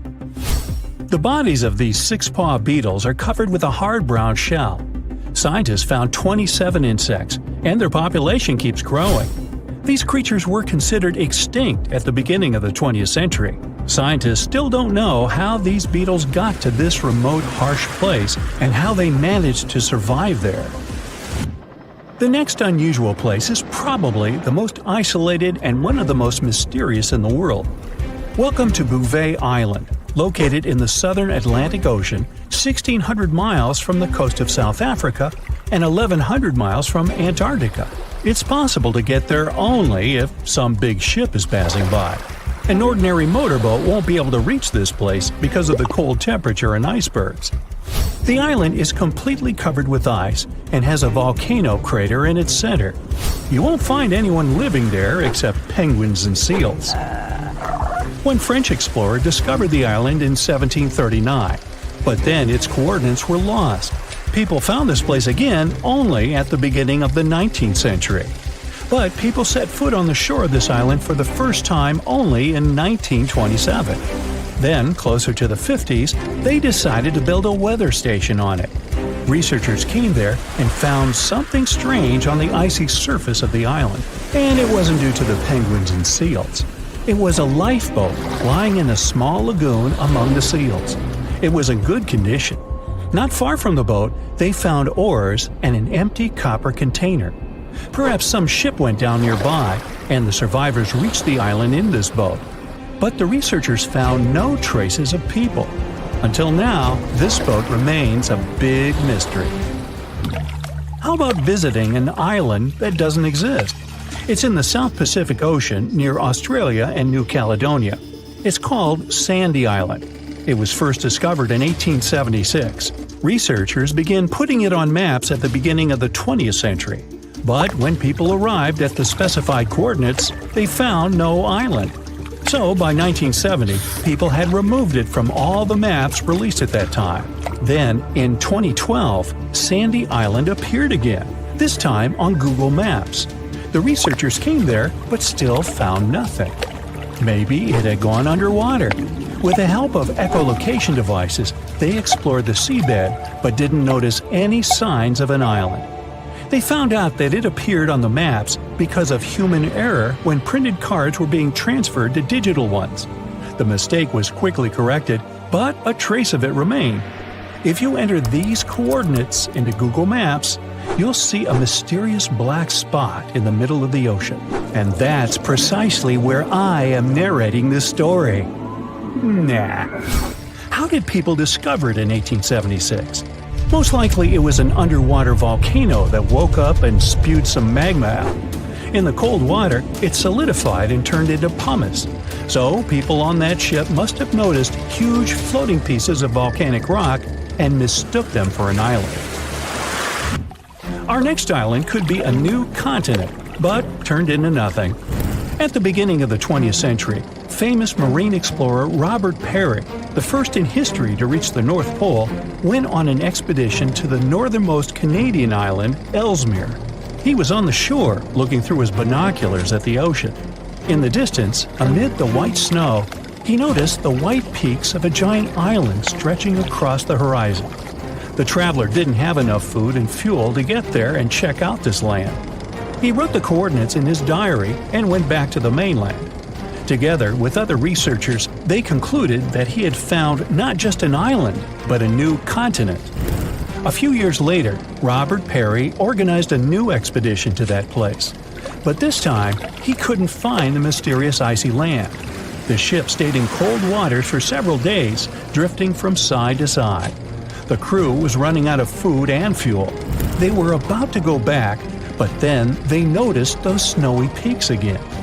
The joy of discovery was quickly replaced by disappointment. Those peaks were just fog. Under the influence of cold air and the sun's rays, the fog looked like an island at a certain angle. When the ship approached it, the island dissolved like a mirage. Oh well. Well, you're on a ship when you notice some water foaming nearby. It looks as if a huge vessel has just sunk there, but you don't see any debris. Steam is rising over the water and large bubbles appear on the surface. In a couple of minutes, you see a small piece of land appear right in front of your eyes. It's releasing flames and lava. Millions of gallons of water evaporate in the mouth of the volcano. Frightened, you get away from this place. For the next 3 years, the small island covered with volcanoes will be slowly emerging from the water. Every day, it'll erupt and fill the sky with black ash. When the ash settles, it'll get mixed with the water and form the shore. This eruption lasted 3 years, and finally, by 1967, the island of Surtsey on the southern coast of Iceland was fully formed. Surtsey is one of the few islands that have emerged from the depth to the surface of the sea. But it's almost impossible to get here. The island has a unique ecological system, and scientists want to find out how it's going to develop without human influence. Only a few people from all over the world have permission to walk around the island.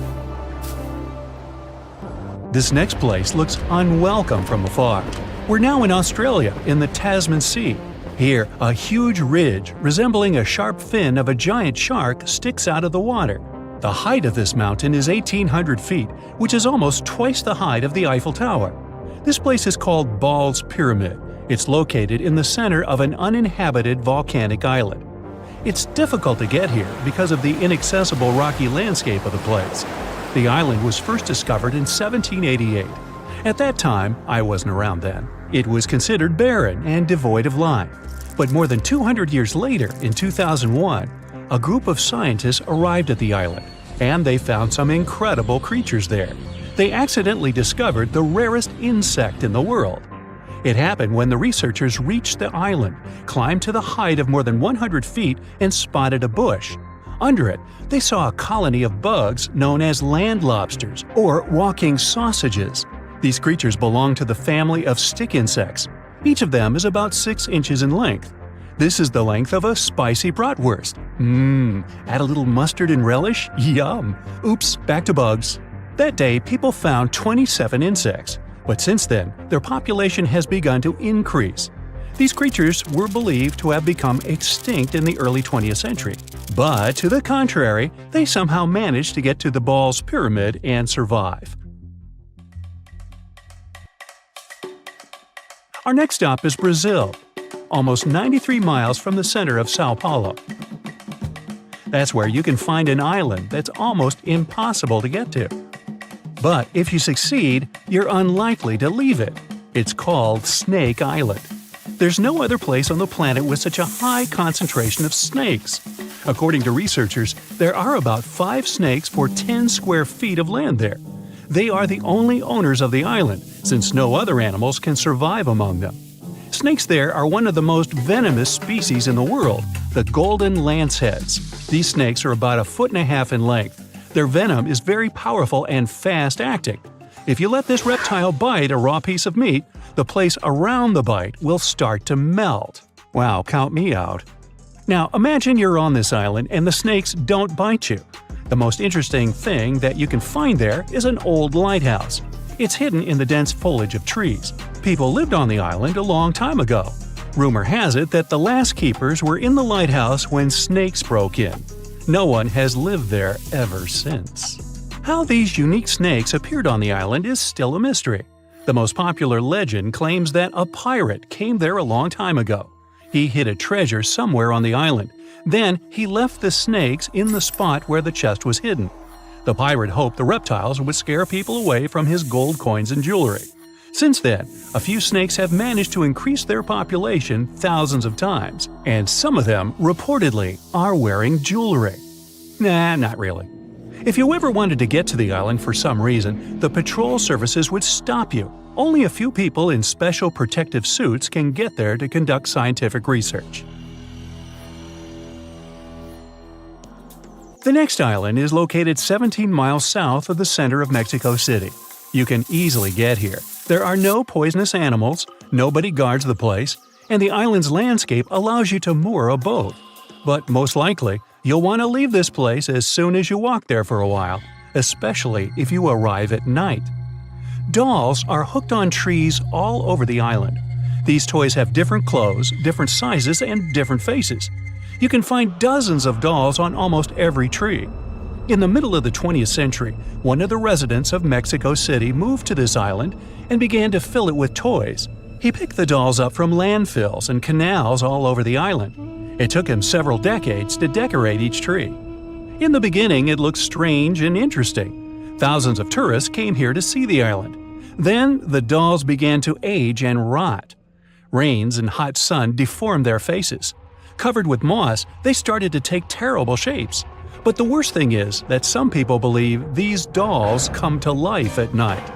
Imagine wandering alone on this island under the light of the moon and suddenly noticing a hanging doll without one eye. Ew! It's turning its head in your direction. A second later, you're already jumping into the boat and sailing away as fast as possible. One of the most unsafe and inaccessible places on Earth is located in the waters of the Bay of Bengal. This is North Sentinel Island. It's a small piece of land that looks like a tropical paradise. But you won't get here for two reasons. Since 1956, any trips to this island have been prohibited by law. There are always several ships going around and patrolling the area.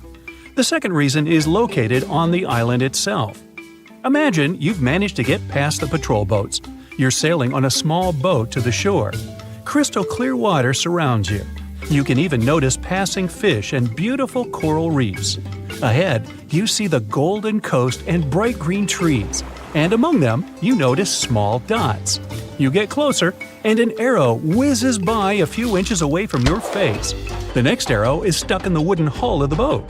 The dots you noticed before are people, the local Sentinelese tribe. They're standing with bows, releasing arrows, and throwing spears at you. They are screaming something and waving their hands. You understand they are not happy to see you and will do everything to prevent you from reaching the shore. The Sentinelese have long been isolated from the whole world and are now defending their island in such an assertive way. They don't seem to be afraid of anything. Once, a helicopter flew to the island, and the locals still threw their spears and shot arrows at it. It's forbidden to approach the place, not only because it's unsafe for tourists, but also to protect the local tribe from the dangers of civilizations. People from the continent can easily bring some disease to the island and infect its inhabitants. The locals don't have immunity, even from the flu or a simple cold, never mind smartphones. In addition, the island is surrounded by a coral reef, and this makes it very difficult for large ships to reach the shore. Despite all the prohibitions and the danger, many people have tried to get to the island. In 1880, an officer got to the shore and discovered that the soil there was ideal for growing coconut palms. The man also found several villages on the island, but didn't dare to meet with the locals. Eventually, he left this place, alive. Since then, many more attempts have been made to get to the island. Many times, researchers and travelers gave the islanders gifts, like fish or coconuts. The locals accepted these presents, asked for more, but still didn't allow foreigners to approach their homes.